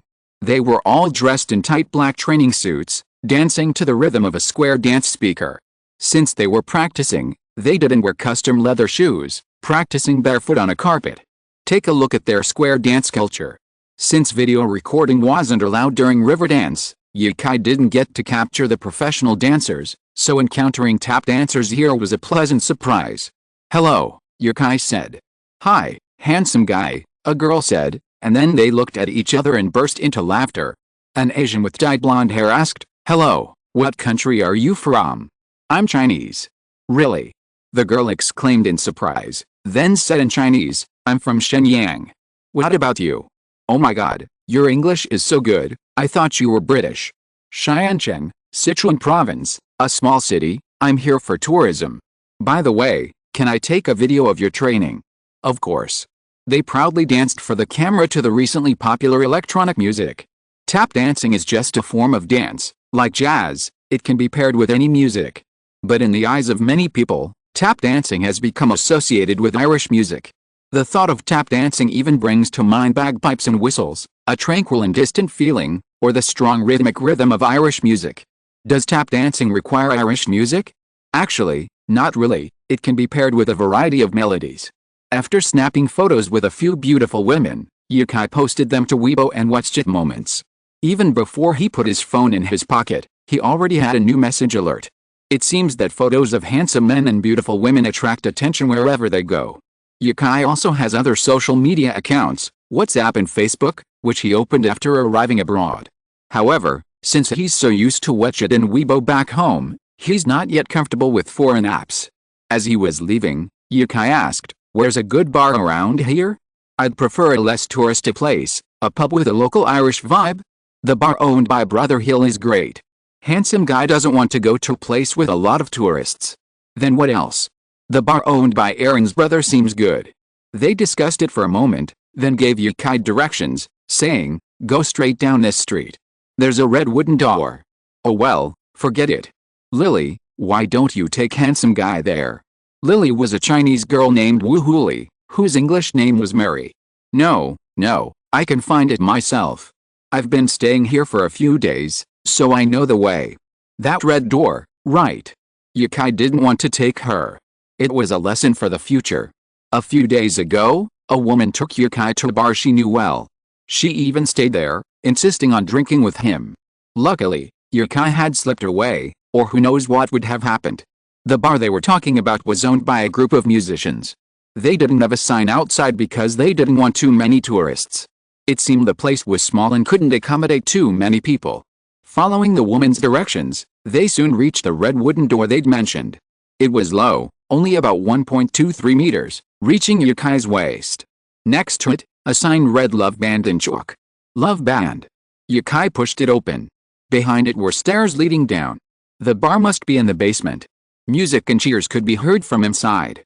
He must have found the right place. This was it. As he walked down, the lights grew brighter. The room, a little over 2 meters high, was bright but not glaring.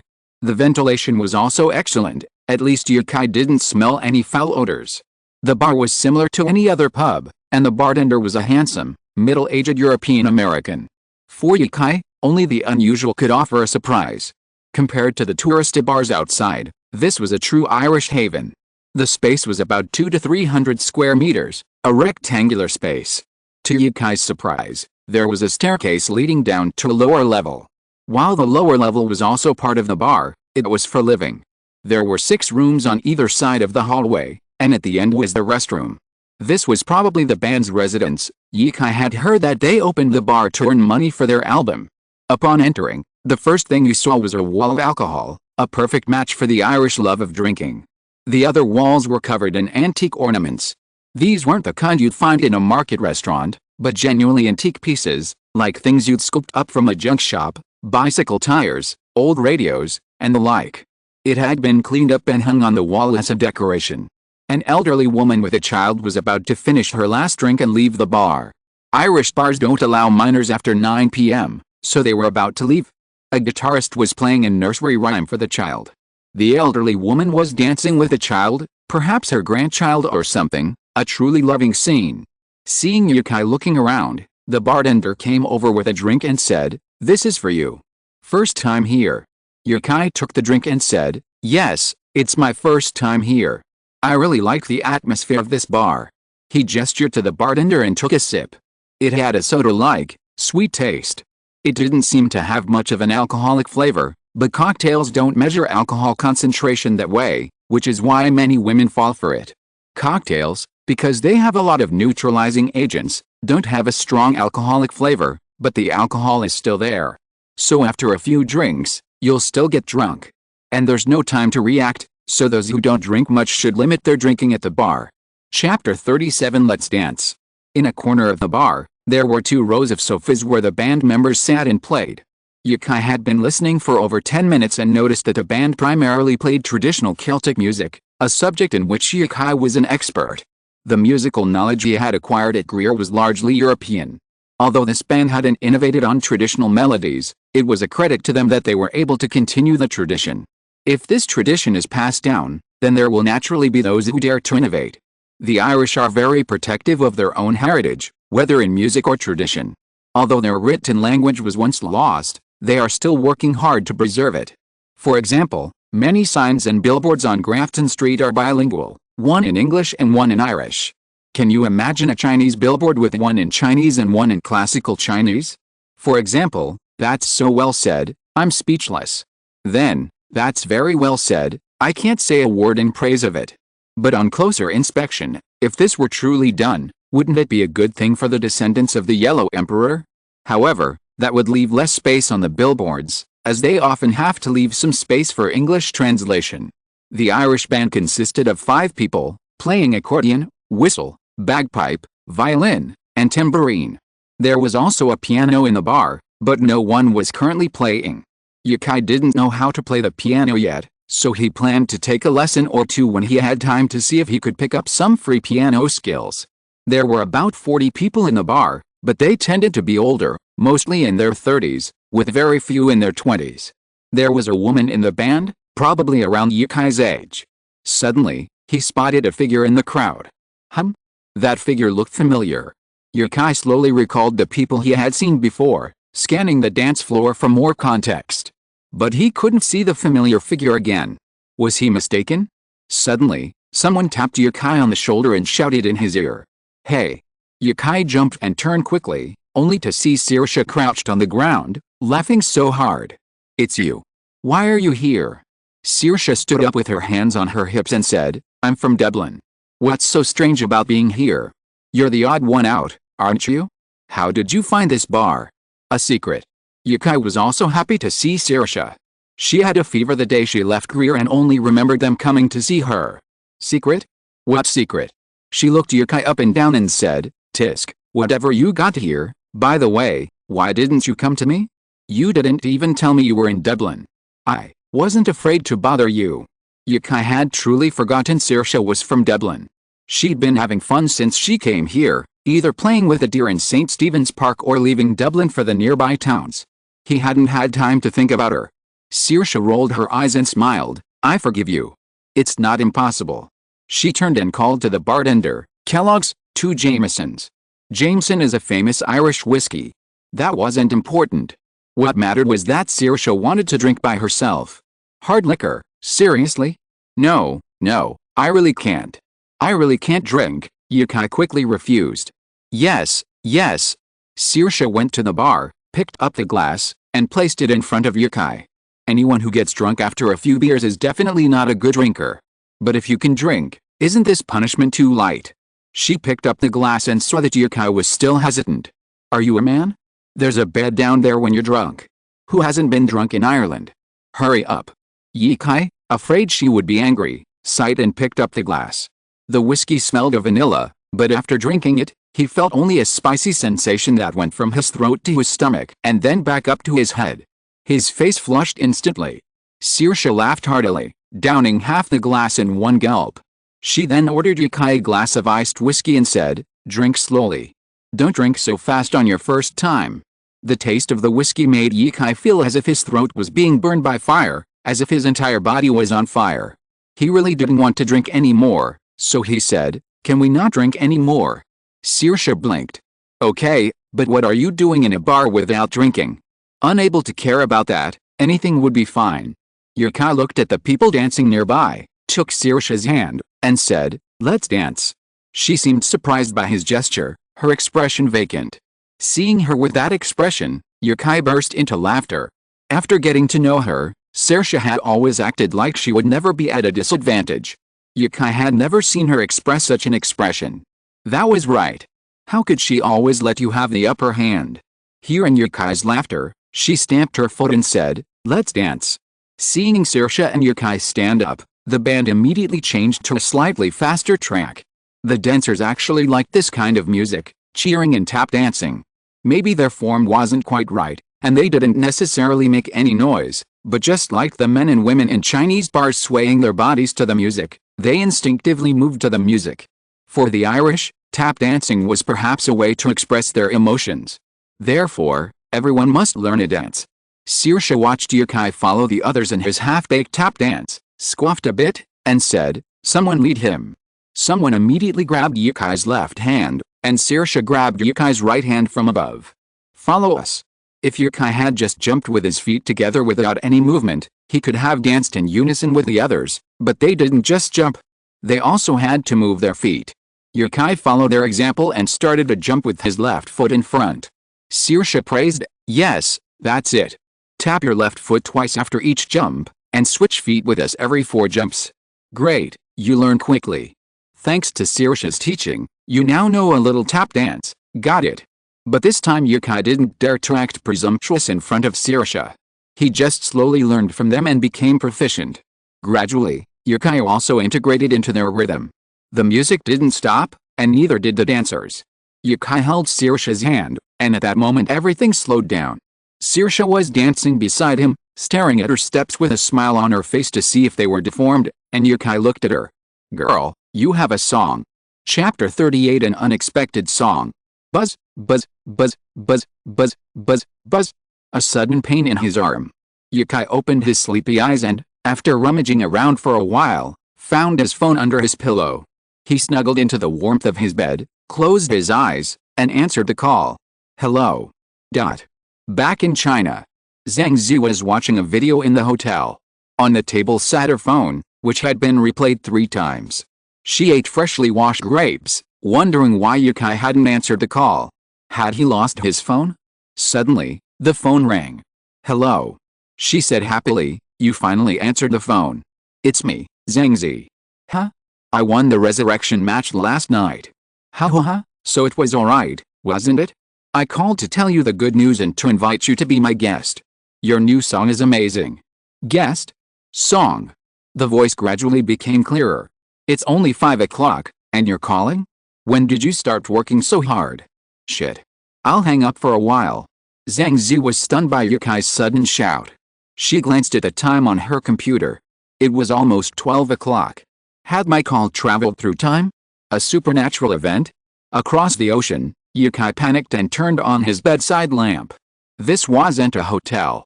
Celebrity posters covered the walls. To the right of the bed stood a computer desk, now lit, indicating the upload was complete. His video camera was connected to the computer.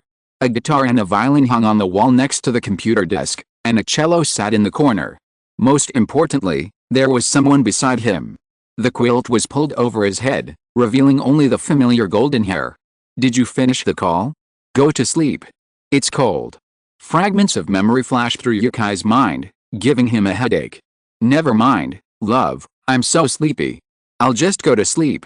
Yukai dreamed a beautiful night. Soft sunlight streamed into the bedroom, illuminating Yukai's eyes. The birds had woken up, circling over the river Liffey before finally landing outside the window and beeping at him. The door opened, and a woman walked in with breakfast. "Ah, are you still sleeping?" "Awake." The voice was clear, clearly indicating she had been awake for quite some time. Yukai sighed and said sadly, "I just want to stay in this bed a little longer, because once I get up, I don't know when I'll be able to come again." Saoirse smiled and said, "Of course you can come, but..." She bent down and brought the sandwich to Yukai's mouth. "You'll have to seduce me." "You're seducing me?"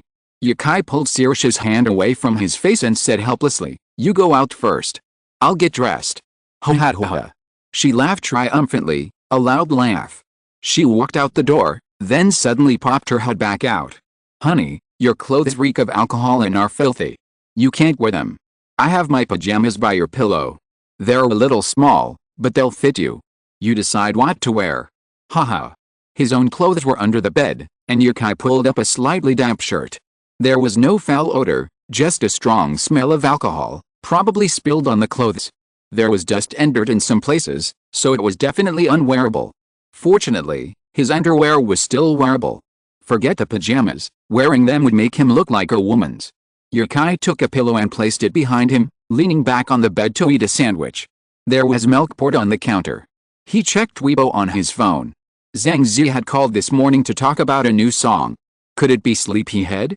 But the song had been out for a long time, at least 10 days, so it couldn't be considered a new song. The latest Weibo post was published in the early morning in Ireland, which was 8 in the morning in China.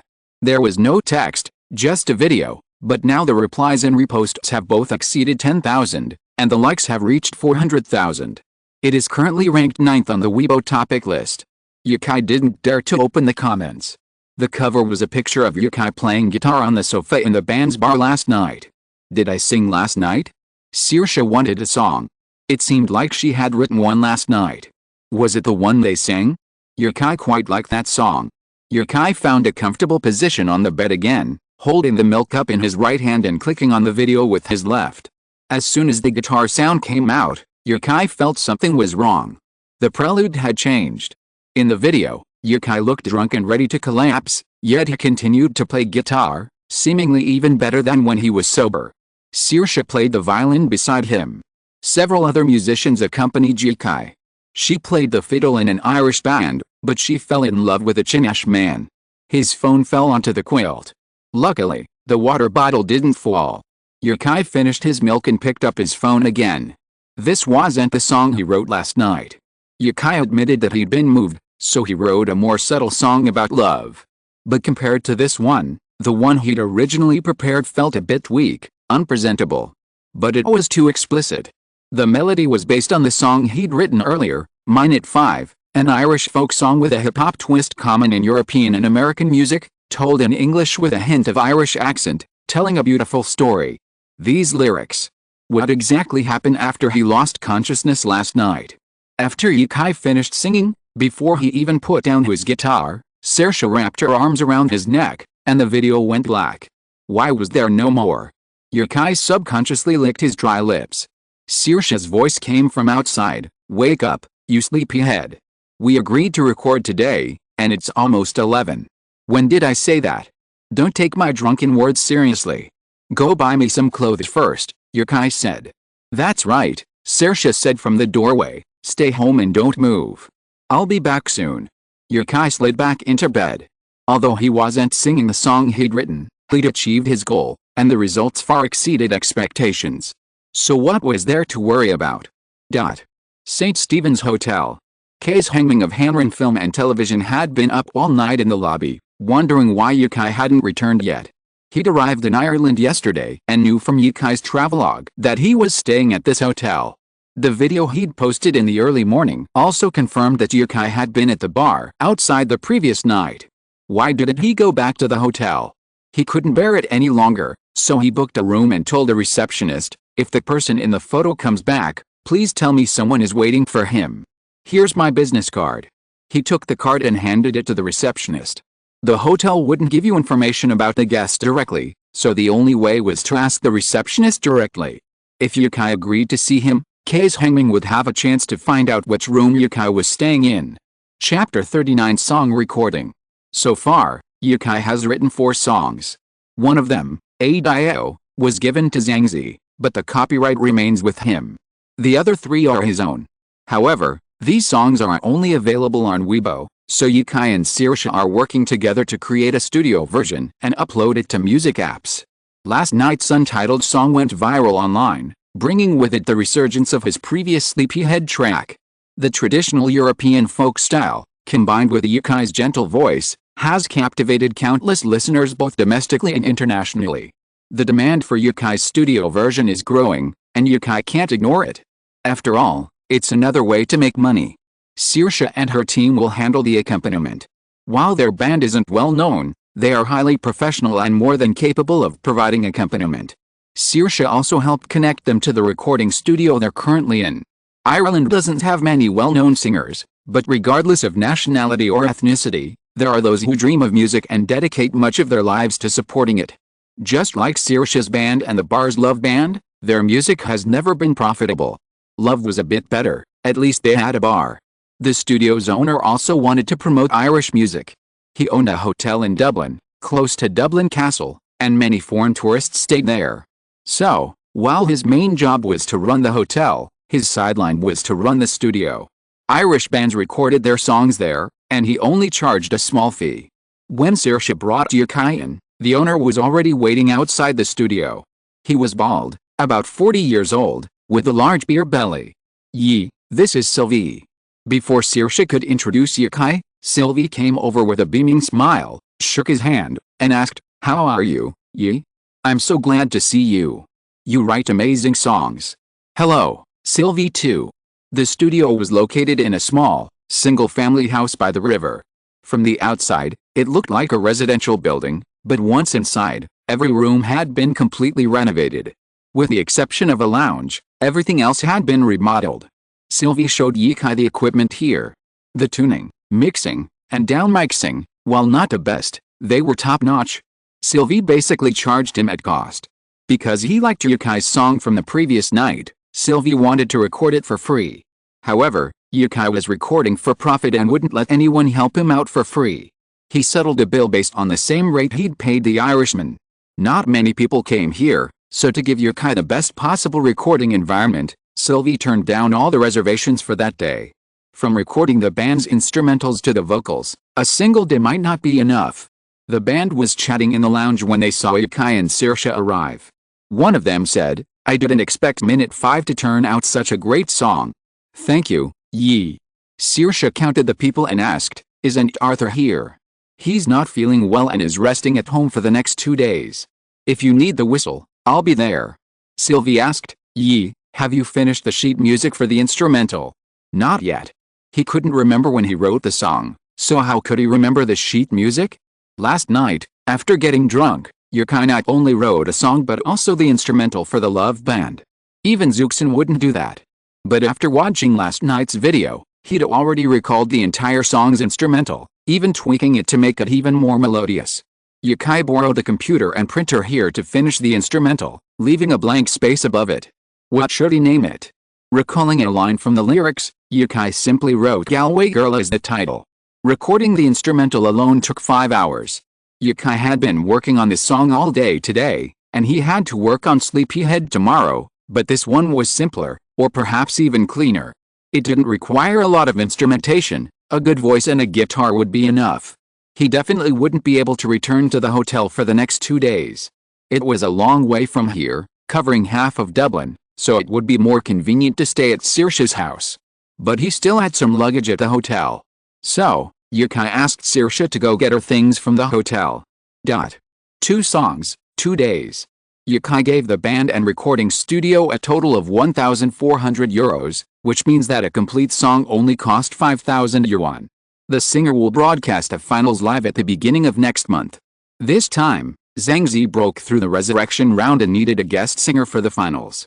Originally, they wanted to invite a contestant from last year's singer, but at Zhang Zi's suggestion, the director thought Yukai would also be a good choice. Receiving the singer's invitation, Yukai agreed without hesitation. Zhang Zi told Yukai about this matter, and that participating in the program would increase his Weibo followers. Every additional 50,000 followers would increase his talent, which Yukai would not mind. In the recording studio, Kei's Hengming looked at Zai Wei excitedly. He had been looking for him for so many days, from the hotel to Grafton, and then to the bar. Finally, he heard from the bar band that Yukai was in the studio recently. After all this effort, he finally got to see Yukai. Zai Wei called Yukai. "Yi, how have you been these past few days? Ireland is so beautiful. You're so lucky to live in a country like this. Saoirse and I are getting our Halloween costumes ready. How about you?" "Me? I'm obsessed with your new song lately, haha. Oh, and by the way, one of your Chinese friends is looking for you. Do you want to talk to him?" "Chinese friend? Fan?" Yukai, phone in hand, followed Saoirse through the supermarket. With Halloween approaching, more and more tourists were coming to Ireland, and supermarkets were displaying all sorts of Halloween decorations. Even the dessert shops were making lots of pumpkin-themed cakes. Suddenly, a different voice came from the phone. "Hello, is this Teacher Yi?" "You are." Hearing Yukai's voice, Kei's Hengming's eyes welled with tears. He took a deep breath to calm his excitement. Normally, at his age, such a drastic change of heart wouldn't occur. Mainly, it was just that finding Yukai these past few days had been incredibly difficult. It was like spending days and nights playing Sekiro without sleep. The moment you finish a level, anyone would feel like they've lost all their strength. It was finally over. I'm Kei's Hengming from Hanrin Film and Television. Are you considering selling the film and television rights to The Legend of Sword and Fairy? Film and Television Company. Yukai was excited to hear the term. Finally, a film and television company was willing to contact him. Did they finally see the potential of The Legend of Sword and Fairy? Yes. Do you still have the film and television rights? Yes. Kei's Hengming breathed a sigh of relief and asked, "That's great. Can you tell me when we can meet and talk in person?" Chapter 40 Halloween Eve. Yukai really hopes that the stories he wrote will appear on TV, or even on the big screen in movie theaters.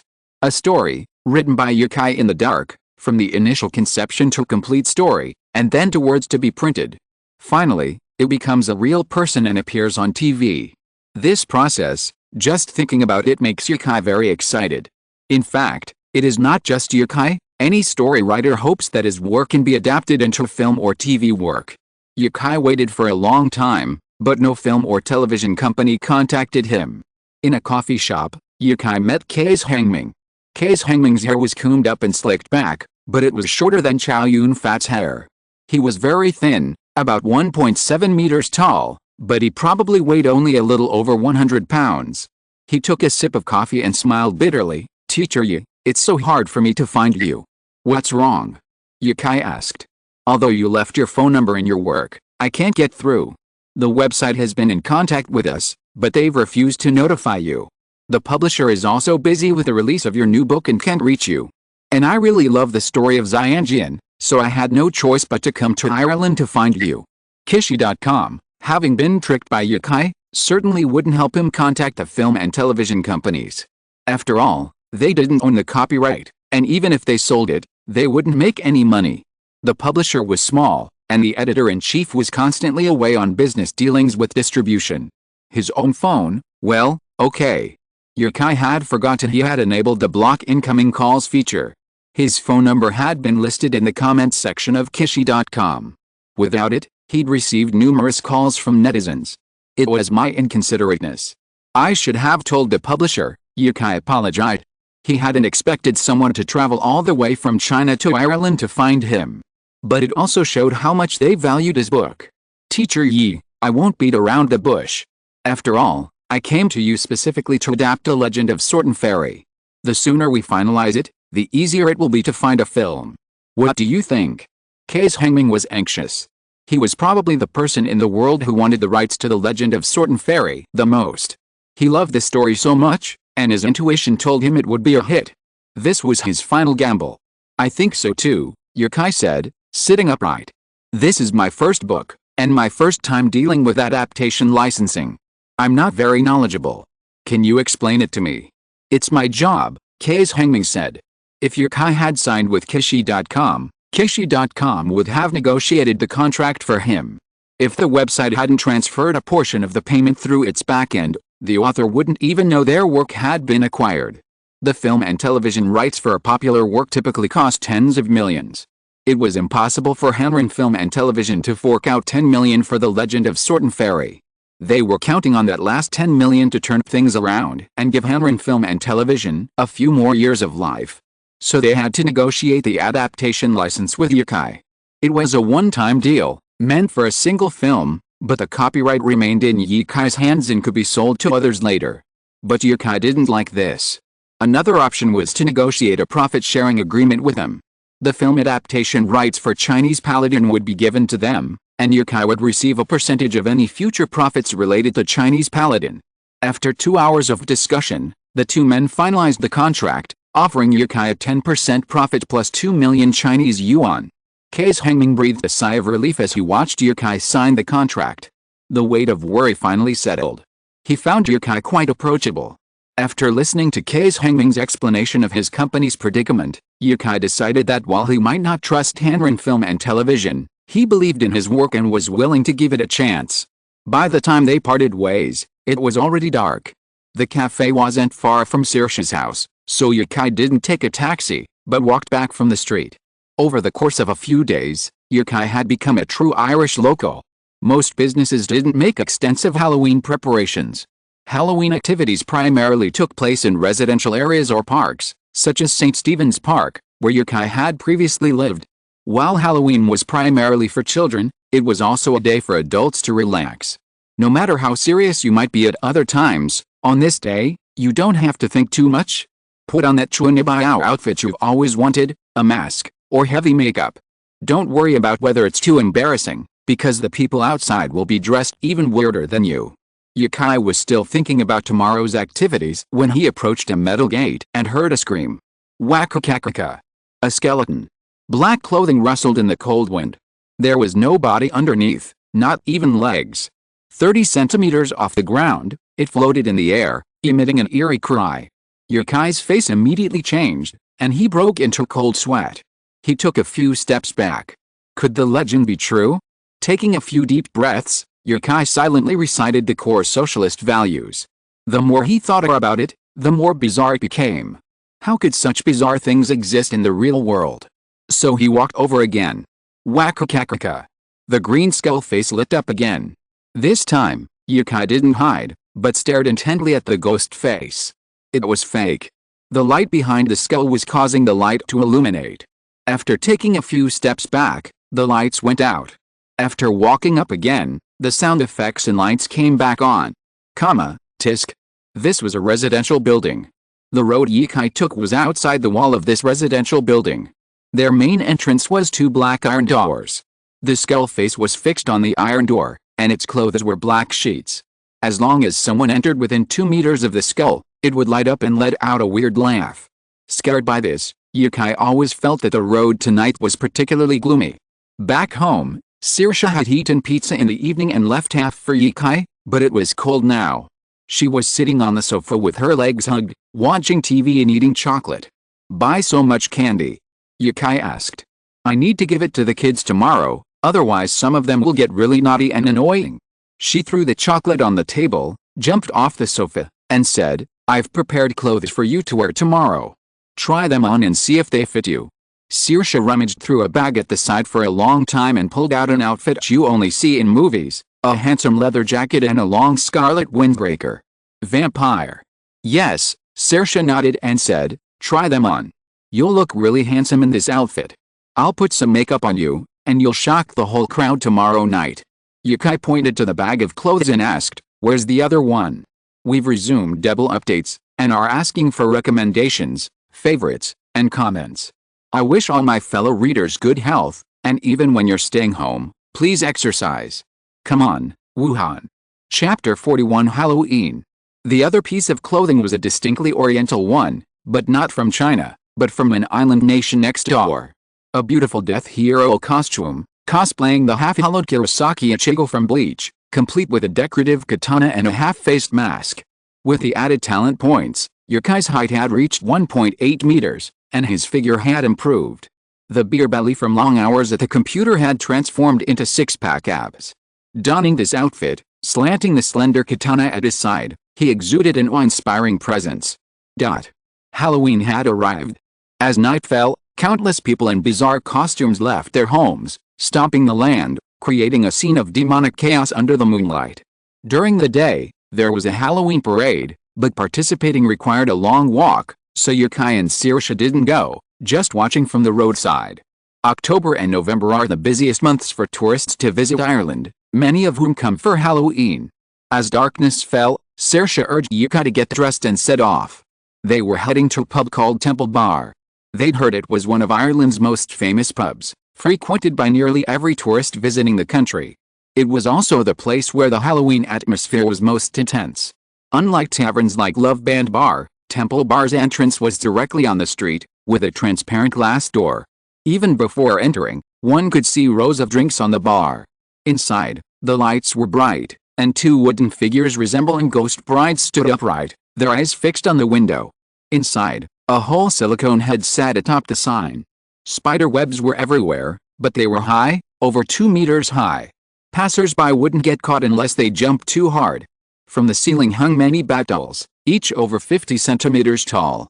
If the lights were dimmed, many people would be frightened, even if they knew it was all fake. Horror movies are fake, yet so many people are still frightened. Nowadays, people wear all kinds of clothes in bars. Saoirse's witch costume is perfectly normal, but Yukai's attire is rare in the West. Saoirse chose this outfit because Yukai was Asian. She'd searched for a long time but couldn't find anything related to China, so she had to settle for this one. A ghost mask covered half of Yukai's face, while the other half was covered in makeup. Black eyeliner framed his left eye, making his pupil appear small but menacing. The mask couldn't hide Yukai's handsomeness, and he was greeted with countless cheers upon entering the bar. Eastern and Western cultures differ, but there are always some people who are considered handsome or beautiful by both sides. Saoirse's looks could make her a star in the West, but Eastern aesthetics would only consider her beautiful, not top-notch. Yukai, on the other hand, was different. He used to be okay, but now his features are becoming more and more three-dimensional, adding a touch of Western beauty to his Oriental face, complemented by an exotic charm. He was instantly popular with the girls in the bar. A girl dressed as a zombie squeezed in front of Yukai, staring at him with her dead fish eyes with cosmetic contact lenses, and a weird smile appeared on her lips that were cracked by makeup. It was so scary. She pulled Saoirse out of the bar and came to the street. "What are you doing? Why did you come out?" "I think it's quite interesting," Saoirse said. She is a person who likes to see chaos in the world. The more lively the better. Moreover, her man is admired by so many girls, which makes her feel very proud and not jealous at all. But Yukai can't stand it. If she is pretty, it's okay, but who can stand it if she looks like that? Only 20% of the pedestrians passing by on this street have been cross-dressed. The others are dressed normally, but they are not surprised by cross-dressers and just do their own things. Seeing Saoirse's witch hat askew, Yukai reached out to straighten it and asked, "Where are we going now?" Saoirse rubbed her hands, thought for a moment, and said, "To the park." On the way to the park, the number of people in costume gradually increased. Witches and vampires were the most common, followed by zombies, clowns, and werewolves. Less common were goblins, faceless men, and so on. At the park's entrance, Yukai encountered a gigantic monster, 3 or 4 meters tall, with a flat head and enormous eyes. At its feet was a person operating a machine. This machine controlled the monster's movements, its hands moving back and forth with its steps. A device installed in its head allowed it to look left and right, and occasionally blink. "That's amazing," Saoirse exclaimed. This must have been a completely DIY project, a testament to the tinkering skills of the individual. The park was now overrun by all sorts of ghosts and monsters. If everyone was serious, it would be not much different from hell on TV, but this was a festival, so everyone was obviously not taking it that seriously. They laughed heartily, selfie sticks, phones, and cameras in hand, searching for a good vantage point for photos. A 3-meter-tall dinosaur, its claws dangling, scurried past Yukai, sprinting for more than 10 meters. Then, twisting to glance, it scurried back again. Without a word, it grabbed its phone and took 3 photos of Yukai. Yukai's mouth twitched, but he ignored the dinosaur and continued walking along the road. Nearby, a food truck selling hot dogs and hamburgers had caught the trend, decked out in Halloween costumes, decorated with pumpkins and green ambient lighting. A large TV played a Halloween promotional video, and music blared continuously from the speakers. The singer used a variety of scary sound effects to complete the songs, but the full melody softened the eerie feeling, making them perfect for listening in a crowded place like this, adding a touch of fun. "This is my idea of Halloween," Yukai exclaimed, filming with his camera. A child in a cute clown costume ran up to Yukai and, with a balloon in his hand, chopped at his feet, bursting into laughter. His mother, behind him, gave an apologetic look. Yukai pretended to be hurt and howled, then squatted on the ground and hugged the child to stand up. "Little guy, why are you provoking a giant?" After playing with the child for a while, he returned the child to his mother. "So cute," Saoirse said. The little boy was about 4 or 5 years old, wearing a clown costume and pajamas. There were 2 small balls on his head, one green and one blue. His smile was very healing, making people want to get close to him. "He won't be cute if he grows up," Yukai said. "Let's go, we'll go shopping for a while and then go back." The children should go knocking on the door. Although Yukai knew that there would be children asking for candy on Halloween, He really didn't know what would happen if he didn't give it to them. Saoirse told Yikai something last night. It seems that there are many naughty children whether in China or abroad. If you're listening to this novel on a channel other than Fanfic World, it means they downloaded and uploaded it without effort. We cordially invite you to visit our channel, Mundo Fanfic Novelis. There you'll find the original version of this story and you can explore many other novels of various genres. We're waiting for you to immerse yourself in a world of incredible novels. Chapter 42 Chengdu Hot Pot. Halloween lasted late into the night. After midnight, when they were sure no one had come, they rested. The basket of candy was almost gone, with a few leftovers to snack on for the next 2 days. After this Halloween, Yikai's trip to Ireland would come to an end. It had been scheduled for 20 days, and he'd enjoyed drinks in Dublin bars and sang at country festivals. He'd have no regrets leaving now, but unfortunately, he'd met Saoirse.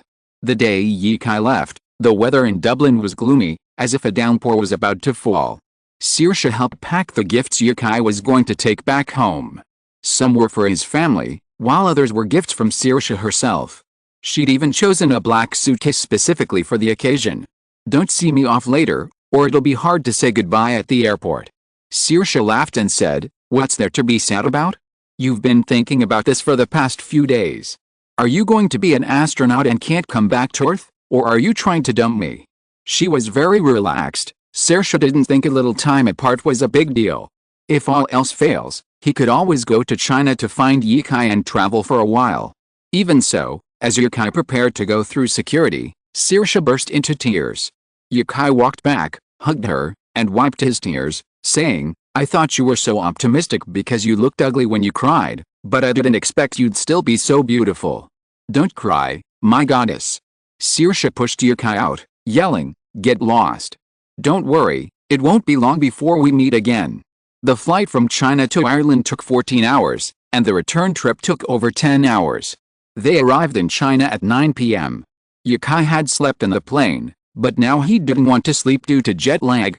He was also in a bad mood because he had just found a girlfriend and was now in a long-distance relationship. So, he called Sun Xiang. "Monkey, I'm back. Let's go out for a drink." Sun Xiang was mostly in Chengdu, except for his pursuit of women. But lately, with Zhou Sihu, he'd been quieter, going to and from his father's company on time. At this time, he was definitely home. The weather in Chengdu was colder than in Ireland. Some people were already wearing down jackets on the street, their breath turning into puffs of white mist.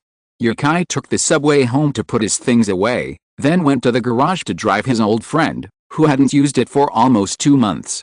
Yikai's car was a Buick Regal, purchased for 170,000 yuan, with half the down payment and the remainder in 24 installments. With Yikai's financial means at the time, maintaining a car wasn't difficult, but he'd unexpectedly quit his job right after buying it and took a job at a company that only paid around 5,000 yuan a month. The place Yikai and Sun Xiang had agreed to meet was near Mosey Bridge, an area with many universities, including Sichuan University and even the Conservatory of Music where Zhou Sihu was studying. While there weren't many large hotels here, there were plenty of affordable dining options like hot pot, snacks, and kebabs, as university students were the main consumer group. Sun Xiang arrived early and had the dishes ordered and served hot, so Yikai could enjoy them just in time for them. Seeing Yikai walk into the private room, Sun Xiang said, "Hey, isn't this our traveler Yikai? The food is good, the sleep is good, and there are beautiful women abroad. How could you bear to come back?" This was a private room in the hot pot restaurant. Yikai didn't say what was going on, and Sun Xiang didn't dare to call anyone, so there were only 3 of them.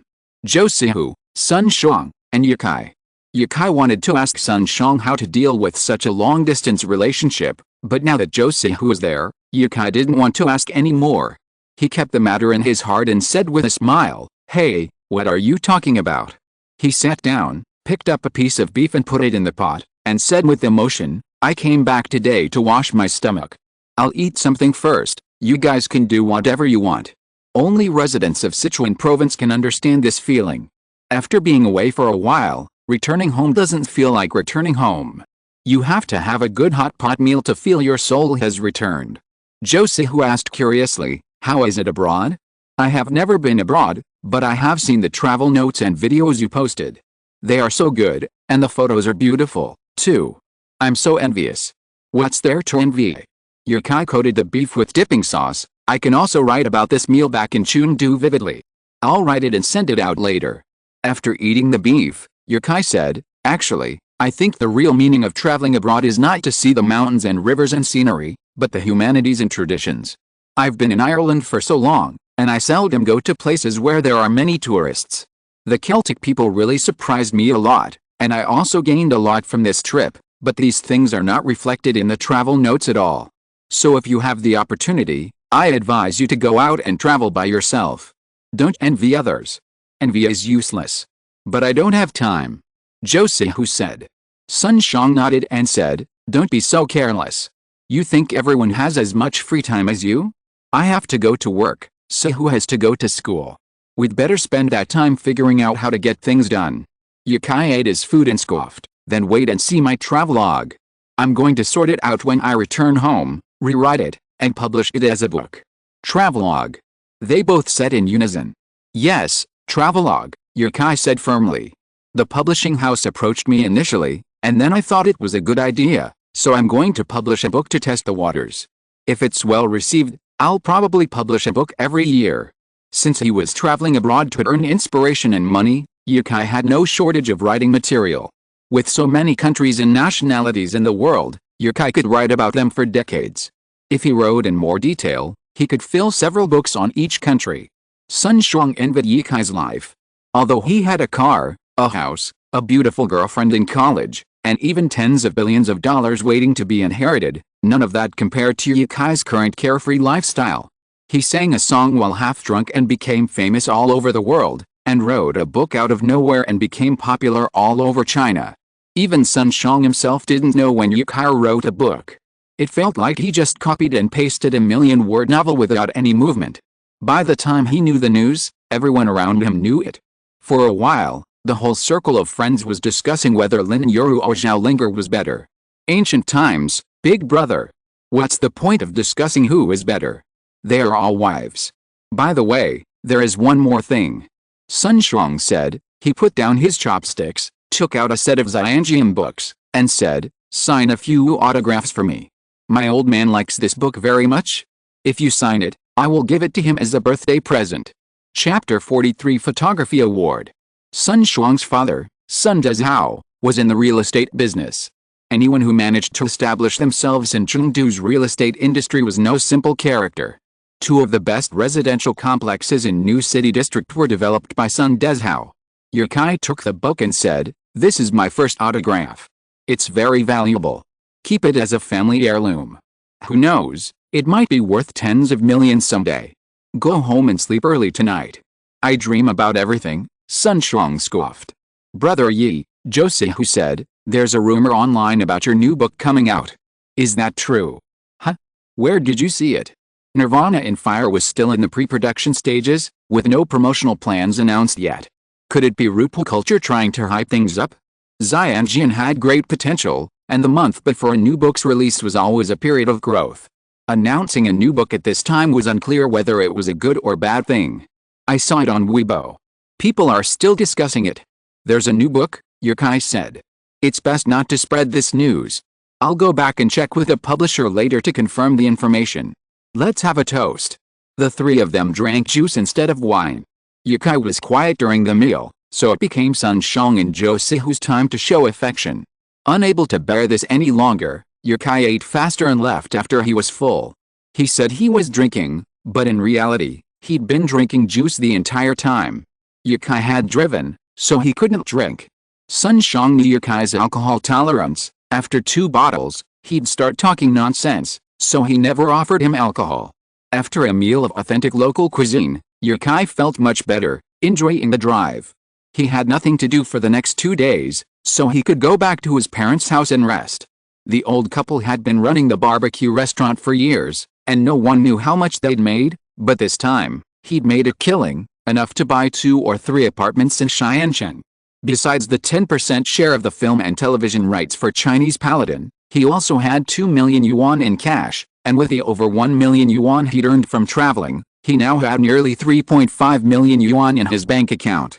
If you don't consider a villa, The best commercial housing in Xiancheng costs no more than 10,000 yuan per square meter.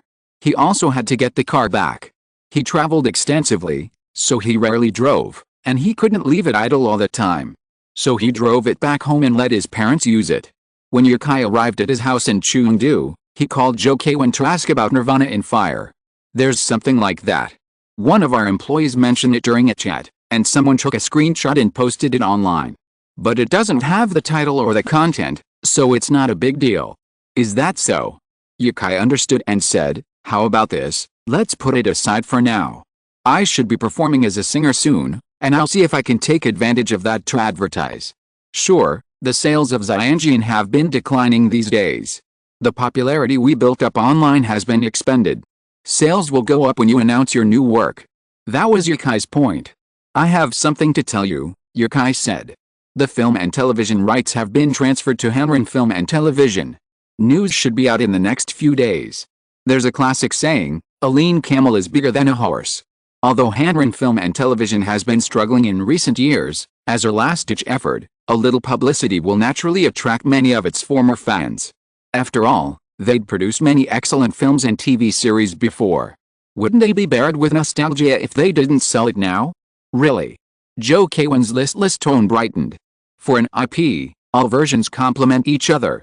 After a TV series or movie, even the worst novel will become a bestseller, especially one that was already a critically acclaimed work.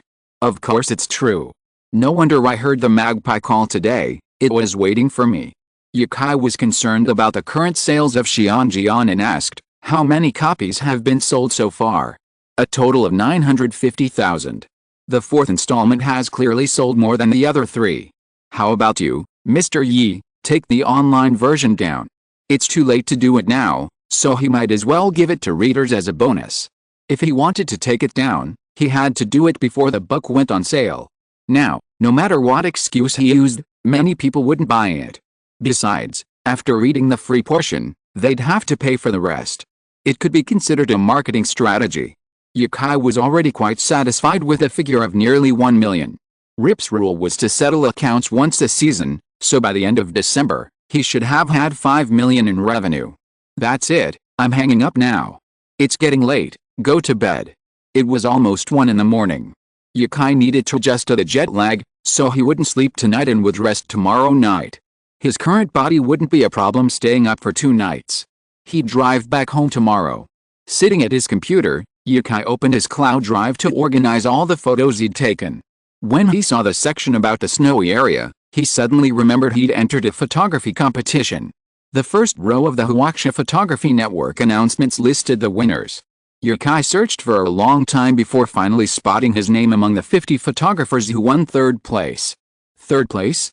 Are humanistic photos inferior to landscapes these days? With Yukai's taste, he couldn't see how the first-place photos were any better than his own. Although Yukai had only just started photography, he used to work in post-production, processing hundreds of photos daily. He could tell the quality of a photo at a glance. These were perfectly normal city photos, captured by high-altitude time-lapse photography, showing the light trails of vehicles at night. But they were rather rigid. A simple online search would reveal countless similar photos. Bullshit, right? How could this be first place? First prize was 100,000 Chinese yuan, and third place 5,000. But it wasn't about the money. Yukai didn't know how the judges chose their selections, and now he felt like cursing. He looked through several sets of second-place photos, and while there were some excellent ones, few presented works with true meaning. After a century of development in photography, the natural landscapes left for landscape photographers are shrinking. The current trend, whether it's landscapes or portraits, requires the photographer's vision. The technique is relatively unimportant. Besides, Yukai's submitted photos included landscapes, and they were even more beautiful than those for the first and second prizes. This was a picture of the Milky Way taken from the balcony of Tashi's home, with the snow-capped mountains below providing a subtle embellishment, making the image less monotonous. This photo is perfect for commercial use, and many people have wanted to use it as their desktop. And he got third place? What a crappy website. Yukai thought of a possibility. He took a screenshot and searched Baidu image recognition. Thousands of links appeared on his computer screen, all high-definition original images, capable of displaying on a 30-inch screen without any loss of quality. Uploaded by netizens, infringing content will be deleted. Chapter 44 I confess. The literal meaning of this statement is, this was uploaded by a netizen. If there's any copyright infringement, please notify me and I'll delete it immediately. That's a good statement. Admit the copyright infringement, the author will contact you, and you can delete it without any liability. The original author suffered losses? What's it to us? We deleted it. Clicking on the links, the images don't contain any personal information about yokai, and they were indeed uploaded by netizens. Due to their widespread distribution, the original website is no longer accessible. Yokai was practically gnashing his teeth. Songwriting and novels were always Yokai's side hustles, his pastimes while traveling. He always considered himself a traveler and photographer. To prevent theft, Yokai wouldn't even use the original images on Weibo, instead combining text and images into long, graphic prints. Unexpectedly, these photos, which he treasured so much, were everywhere online. The culprit was obvious. The only place Yokai had ever released the original images was on Huaxia Photography Network. The most infuriating thing was that they offered no explanation, as if the photographer had given them the images to circulate privately. No, there were thousands in prize money for winning. This is China's most authentic photography website. A few thousand yuan in prize money wouldn't be worth selling it to a photography magazine. The royalties for any single image would be far greater. Damn. Having won third prize, Yokai received a message from an editor, and he sent a direct message to inquire about the leak of his photos. But a reply wouldn't come until tomorrow at the earliest. Yokai wondered, what should he do if the website denies the allegations? Exposing them would be pointless, and since so many photographers haven't paid attention, it's pretentious to dwell on such a matter alone. Besides, China Photography Network is the best photography website in China. Can he, alone, withstand the pressure it brings? He's just an ordinary person, after all. This question preoccupied Yokai all night, but his gloomy mood lifted with his consecutive MVP wins. Ding dong. Message alert. A reply arrived on the message I sent to the photography website last night. Dear photographer, we apologize for the situation you've described, but we're not aware of the reason your photos were leaked. Entries must undergo cross-review by multiple photographers in the industry, and we don't rule out the possibility that a photographer may have kept the images privately. In such cases, we generally recommend that you refrain from pursuing the matter. However, if you require it, we will promptly cooperate to verify your identity as the photographer of these photos. Yokai was puzzled. Could it not be the photography website's fault? Photographer cross-review meant that the photos had to be passed around for review by multiple people. Could someone have withheld them and then uploaded them online? But Yokai knew he couldn't get the leaked photos back, so he followed the website staff's instructions and forwarded the winners list that Huaxia Photography Network had posted a few days ago. Then, Yokai took the initiative to upload the leaked photos to Weibo. These are a set of photos I took during my trip to the snowy area. They won third prize in the photography competition. I'm giving them to you as a desktop. He finally understood where Huaxia photographers gained their fame. Without a prestigious geographic magazine and a strict review environment, perhaps becoming famous required doing what Yokai was doing. Upload the photos online for free. Once more people have used them, the next time they see you, they'll think, oh, that's him. He has a body of work I really like. This is how most Chinese photographers develop a habit of focusing on visuals and light and shadow, rather than on thought and substance. In that case, anyone could be a photographer. Just find a nice spot, click the shutter, and leave everything to a post-production technician like Yokai. The light and shadow you choose will be exactly what you want. Driving back to Sweet City, Yokai was furious. He thought, I'll just submit my good work to magazines in the future. Uploading it to photography websites is a complete waste of time. That photo he was most satisfied with was devalued by those photographers. Just wait, sooner or later I'll be higher than you all. Then we'll discuss whether a photographer who relies solely on post-production is still a photographer. Because we drove early, the shop wasn't open when we got back to Sweet City. I called my mom, and soon the shutters opened halfway from the inside, revealing Li Meili's yawning face. Without makeup, she had dark circles and bags under her eyes. Ever since his parents started the barbecue business, they've been up until 4 or 5 in the morning. Those who stay up late tend to sleep longer during the day, so they usually sleep until 2 or 3. Didn't you go abroad for a trip? Why are you back so suddenly? I missed you guys. Yukai was immediately greeted by a foul odor upon entering the shop. Beer had spilled all over the tiles, some barbecue had been knocked over, and broken bottles lay on the floor. Did someone cause trouble again last night? Lee Mei flicked on the lights, brightening the room and saying nonchalantly, "These youngsters, they've drunk so much horse piss they don't know their own last names. You'll get used to it." Yukai felt a pang of sadness. After helping Lee Mei clean the shop, Yukai went out to buy groceries, ready to show off his cooking skills. Living away from home for a long time, even if one lives in luxury at home and never has to touch a finger, gradually becomes accustomed to it and develops cooking skills. Yukai's cooking wasn't as good as his father's, but it was still quite good. After putting the dishes on the table, Lee Mei also called Yukiang, who was still sleeping, to go downstairs to eat. Being woken up in the middle of the meal, Yukiang still had the sleepiness on his face, and he rubbed his eyes from time to time. "Ziokai is back, why didn't you tell me in advance? I arrived last night and didn't have time to tell me."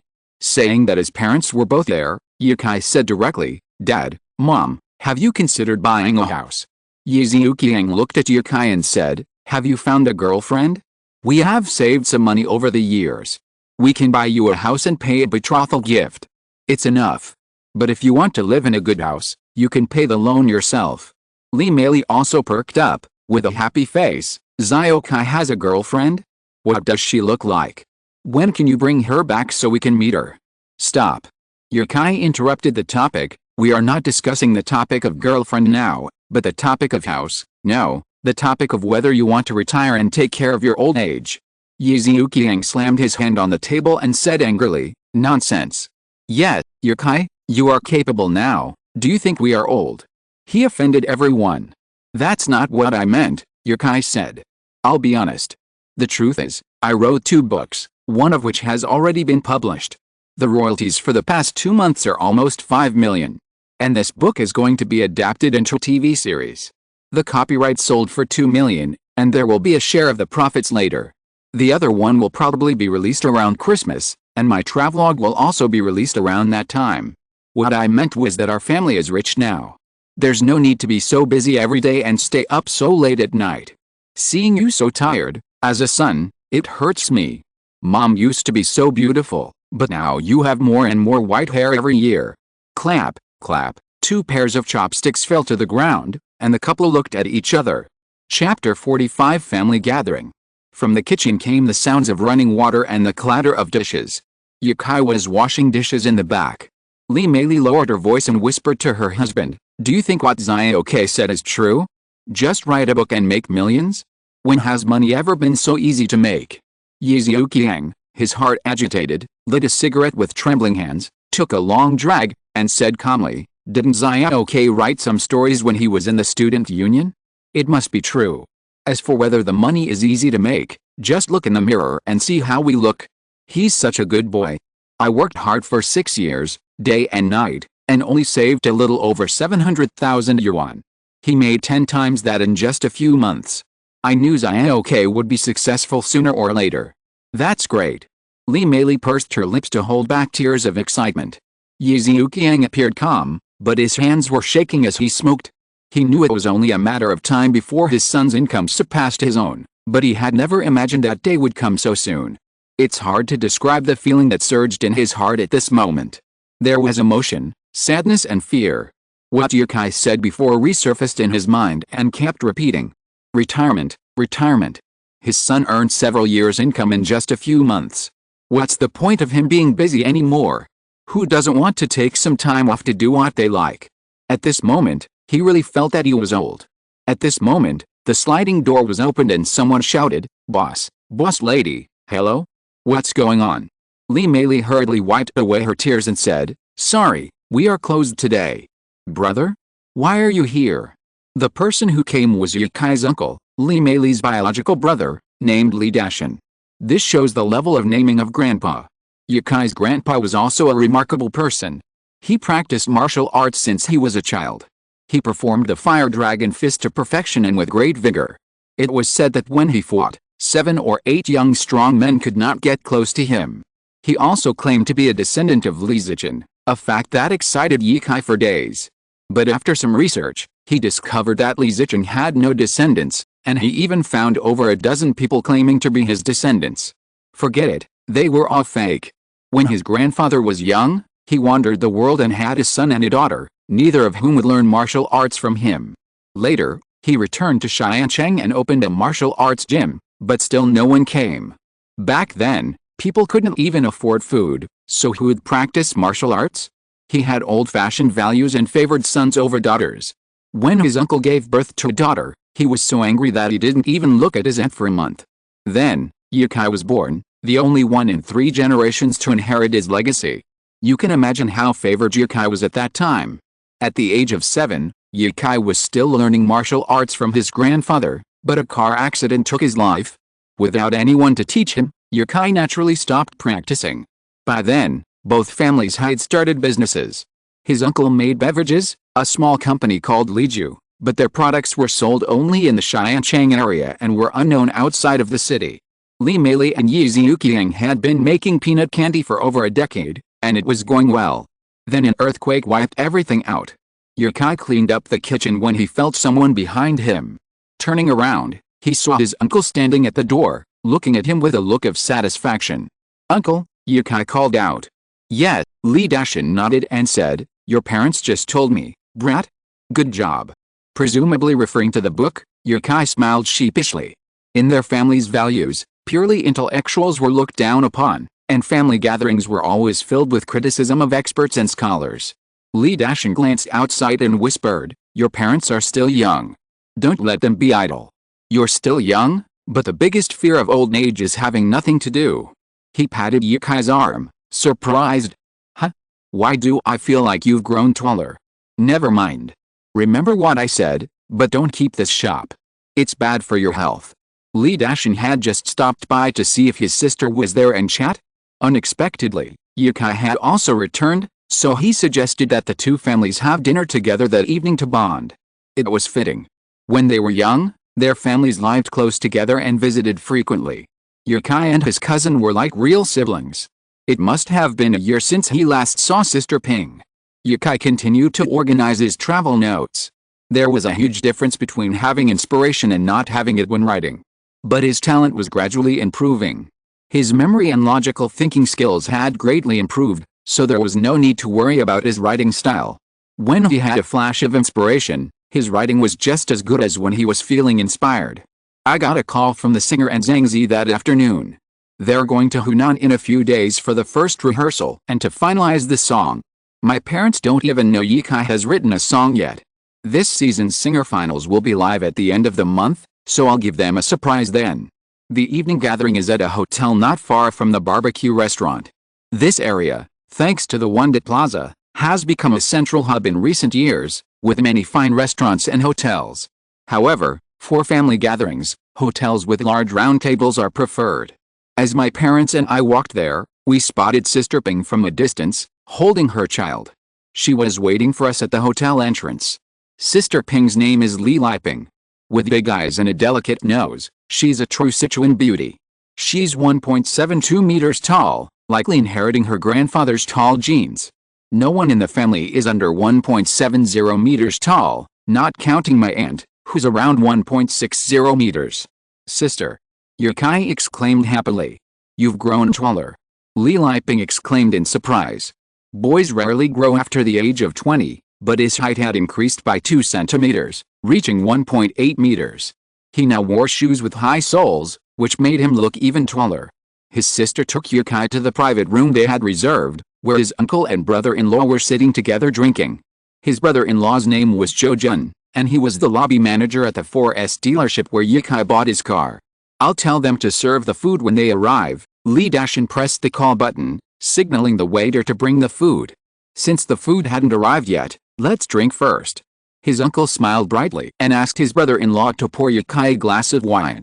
He said, "When your grandfather was alive, he hated writers, but he never imagined his beloved grandson would pursue a career in literature. Xiao Kai, why don't you toast your grandfather first?" Ye Kai took a long time to finish his glass of wine. Just as he finished, the food arrived, and Ye Kai breathed a sigh of relief. Fortunately, he was smart and drank slowly, otherwise he would have had to drink a second glass. He likes to drink, but he can't really hold his liquor. Picking up the rice bowl, Yukai prepared to serve the rice and start eating. Don't be in a hurry to eat, Li Liping said. What's wrong? I can't hold my liquor, so don't try to get me drunk, Yukai said cautiously. They were all family, so they spoke casually. Outside, Yukai wouldn't dare to be so direct. Li Liping smiled brightly and asked, you sang a song on Weibo a few days ago. Who is that Irish girl who likes us Chinese people? It's already number 12 on the Urban New Books list. After running naked for a few weeks, the opportunity to break through the darkness is right in front of me. Everyone, I really want to get into the top 10. Please recommend and reward me. After I get into the top 10, I will release 20 more chapters. Chapter 46, Reflecting the Ice and Snow of the World. Blind student, you've found the key point. The elders, who had been chatting animatedly, suddenly fell silent, all looking at Yukai, who was awkwardly digging into his rice. Li Liping's words carried a lot of information. Ziokai, singing? What song? Why is Ziokai singing online? Irish girl? It's true that foreigners like Chinese people. Many foreigners want to marry Chinese men. What's going on, Ziokai? Is she your girlfriend? Li Meili's face lit up at Li Liping's words. He wasn't sure if what Liping said was true, but he didn't care if Yukai's girlfriend was Chinese or foreign. Aren't foreigners human too? They can have children. After this new year, his son would be 24. Might as well get married soon. Yukai had wanted to keep it a secret for a while, but he wasn't sure if they could continue to get along. After all, they were two distant countries, separated by the entirety of Europe and a vast expanse of mountains and sea.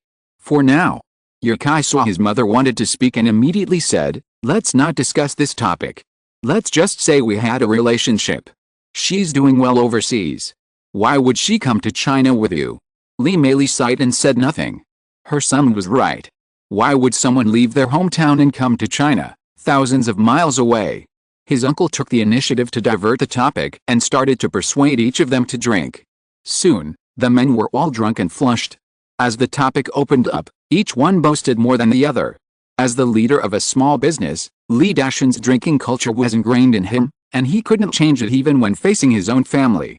Li Dashan drank half a cup in one gulp, closed his eyes and savored it for a long time, then hissed and said, Meili, Xiu Kaiang, have you decided what industry to go into after you close your store? Yi Xiu Kaiang shook his head and said, I don't want to do it anymore. I haven't had a good time in all these years. I haven't seen much of the world in my whole life in Sweep City. I guess I'll just be like Ziokai and travel around. That won't work. Li Dashan said, you're not even 45 yet, and you want to retire so early? I'm saying something discouraging. Ziokai's career is not very stable. Don't mind what I say, Ziokai. Yukai waved his hand. Li Dashan continued, a book may make money, but it's also possible that a book written after several years won't sell a single piece. At this time, it all depends on you. Yi Xiu Kaiang was stunned by the preaching and a little moved. He said, you don't know how much money Ziokai has made, right? Just one book, and he made 7 million, and more. Of course, more. The copyright of this book is still with Yikai. As long as people keep buying it, he can earn royalties. At this moment, everyone was cast under a spell of immobilization. The uncle was immediately speechless, staring at Yu Qiang, unable to speak. Clap. The brother-in-law said embarrassedly, sorry, I dropped my chopsticks. Li Meili took out a new one and handed it to him, saying, don't use it if it falls on the floor. At this time, Yukai once again became the focus of the table, and his brother-in-law's attitude towards him was obviously much more enthusiastic. Under such an offensive of urging him to drink, Yukai soon passed out. No one knew Yukai's story in the past few months better than Li Liping. She had always felt sorry for her brother. He had a bright future, but he became a victim of that natural disaster. However, God was fair and allowed Yukai to change his luck this year. Since resigning, Yukai has posted most of his activities on Weibo. Li Liping also traveled with Yukai from China to abroad, reading his travel notes and novels. Ziokai, Li Liping suddenly called out. Yukai was a little sleepy and was lying down to rest. Hearing this, he looked up and looked at his sister blankly. He seemed to hear his sister calling him. Li Liping pulled a set of books from her bag and said, I bought your book, too. Go ahead and sign it for me so I can take some credit for your work. She instinctively took the pen and dutifully signed the book. Yi Xiuqiang, glancing at Yukai's signature from the side, exclaimed, "Not bad. Is that the artistic calligraphy you see when a celebrity signs?" "Artistic calligraphy? No, that's our ancient official script." "Official script?" her aunt asked, puzzled. "Xiaokai, you know calligraphy? When did you learn it?"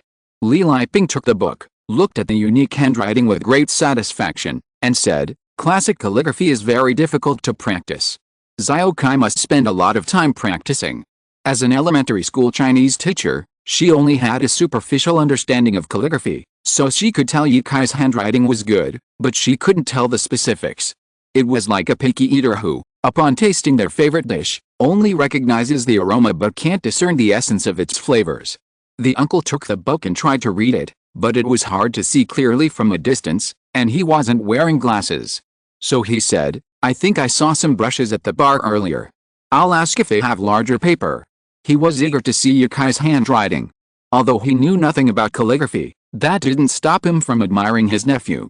The hotel had previously hosted a calligrapher, and he hadn't bothered to throw away his brushes, ink, and other tools after they were used, leaving them as decoration on the bar. Now, since a guest needed them, they just delivered them. It was a large sheet of rice paper. He didn't know what the previous calligrapher had written on it, but it was definitely more than just his name. It would be a waste to write only a name on such a large sheet of rice paper. Yukai was very sleepy, so without giving it much thought, he picked up his brush and wrote a poem from Nirvana in fire. A distant reflection of the world, like ice and snow. A faint fragrance drifts along the river. I've known the paths of heroes throughout the world. Looking down, I see Meilang on the left side of the river. From top to bottom, from right to left, at a glance, it was like viewing an original work by a master in a museum, its ancient charm still lingering. A closer look, the ink marks on it, made one believe it was written in this era. However, no one could understand what was written on the paper. They were all educated, but now they couldn't recognize a single word. My brother-in-law, who knew nothing about calligraphy, even wondered, the ink marks are thick, heavy, coarse, and light. They seem to be a single stroke, but why do they look like a swarm of snakes dancing? Yukai sat back in his chair, blinked hard, and said, "This is a poem from my new book. When I read it, it's like ice and snow on earth, with a faint fragrance floating on the river. I've known the paths of heroes all over the world, and I look down to the plum blossoms on the left side of the river. Don't bother with the font." Yukai squeezed his eyes shut again, forcing himself to be alert. "Don't dwell on it. You want to see the font of my signature. It's cursive, but I've deleted some strokes, so most people can't recognize it. Mom, please put it away for me later." As soon as he finished speaking, Yukai collapsed onto the table and fell asleep. He fell asleep in less than a second, and now no one could wake him up. Yukai was truly drunk. He had a small glass of baijiu upon entering the door, and then 2 or 3 mixed beers. He couldn't hold it anymore. Why didn't his talent increase his alcohol tolerance? Chapter 47 Find a Job for Dad. It was raining. The first thing Yukai heard upon waking was the patter of heavy rain pounding against the house and the ground. He drew aside the curtains, and outside, the torrential downpour seemed to form a continuous line, obscuring the entire world. The room contained only a desk and a bed. The right side of the bed was against the wall, and the left side, about a meter away, held a bamboo pole on top, used to hold clean clothes. This was Yukai's room at home. From this room, he walked to his parents' quarters, and finally to the staircase leading downstairs. He had to buy a house today, no matter what. Last night's clothes reeked of alcohol, so Yukai tossed them aside to be washed later. He took his old clothes from the bamboo pole. He had grown taller, and his old clothes were a bit too small for him. Perhaps his parents had heard the noise from inside, so they came and knocked on the door, saying, "Xiaokai, are you awake?" "Yes, Mom. Come with me for a walk when you have time." He put on his clothes and opened the door. Li Meili was waiting outside, holding a bowl with 3 pig cakes steaming inside. "It's raining so hard, what are you walking around for? Eat something, your favorite." Pig cake is a specialty snack from southwest China. Li Meili makes it the sweet city way, with pork, bacon, and beans as the filling. Other places also make it without fillings. Yukai touched it and it was a little hot but still edible. He bit into one and said, putting on his coat, "We have to buy a house." We didn't buy one before because we didn't have the money, but now we have it. Call Dad, let's hurry. Yukai ate the pig cake and mumbled, I'm not staying here tonight. I'm just going to get a fully furnished apartment and move in tonight. Yizuki had gone to his uncle's house early in the morning to discuss something, but he wasn't home. Lee Meili called and asked Yukai to make the arrangements. He would be the boss at home from now on. His uncle was right. They had to find something to do. This was too Buddhist. There was a new residential complex not far away, 8,500 yuan per square meter. Yukai and Lee Meili discussed it for a while and finally bought a 3-bedroom apartment on the 8th floor, 135 square meters. Most importantly, it's fully furnished and ready for immediate move-in. This is already the best residential complex in Xiancheng. Considering the amenities here, buying a house in Chengdu for less than 20,000 yuan is out of the question. Even thinking about buying one is practically a pipe dream. After contacting a moving company, purchasing appliances, and new bedding, they finally had everything ready before dinner. From now on, their household registration address would finally be their own. Yukai stepped on the entrance carpet, looking out at the minimalist living room, his hands on his hips as he declared, I declare that from today, our Yi family is alive again.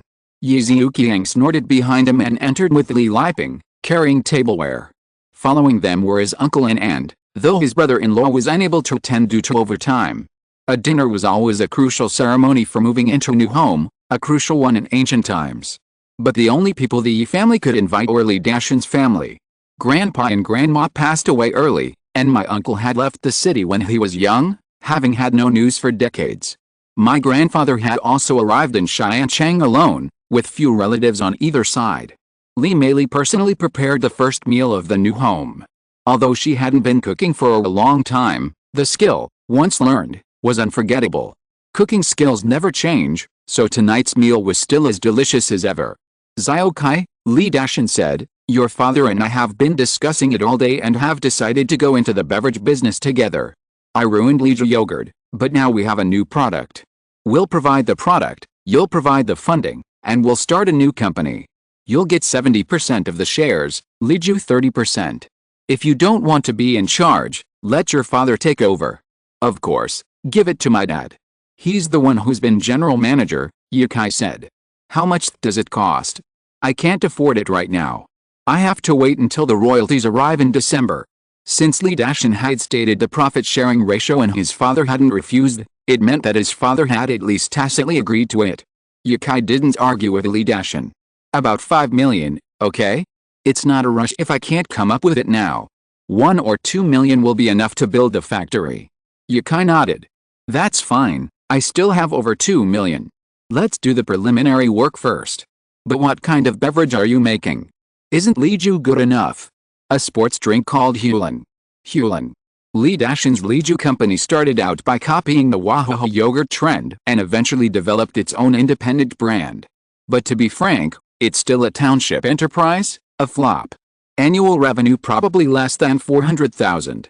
A few years ago, sports drinks were all the rage, like Scream Pulse, so Li Dashan wanted to develop a different kind of sports drink. After 5 years of research, he launched it this year.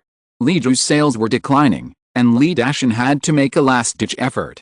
After Huling launched, sales were half of Liju's. Li Dashan found it incredible, so he hired a market research firm to conduct market research. Huling's failure stemmed from 4 factors.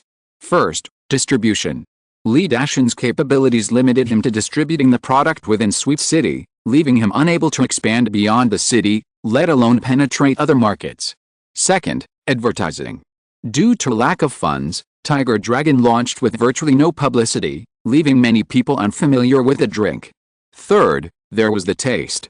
Tiger Dragon had a strange, sour-sweet flavor, sometimes even with a hint of bitterness. It wasn't that it was bad, but rather that there weren't any other drinks with this same flavor, so it was considered a niche drink. For some, drinking Tiger Dragon was worse than drinking a Coke. Finally, there was the branding issue.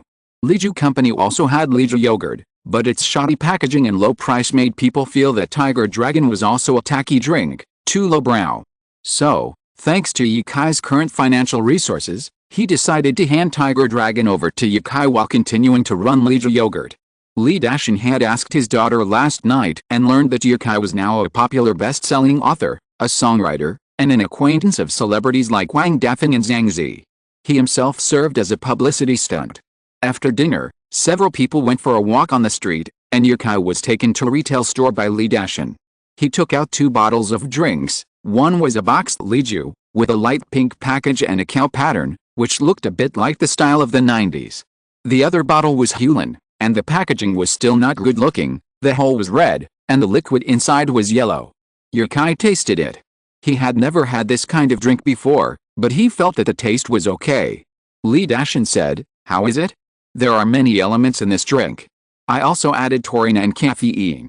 It is many times better than the sports drinks on the market. It tastes okay." Yukai said, "If you want to start a new company, this name will definitely not be used. What do you think it should be called?"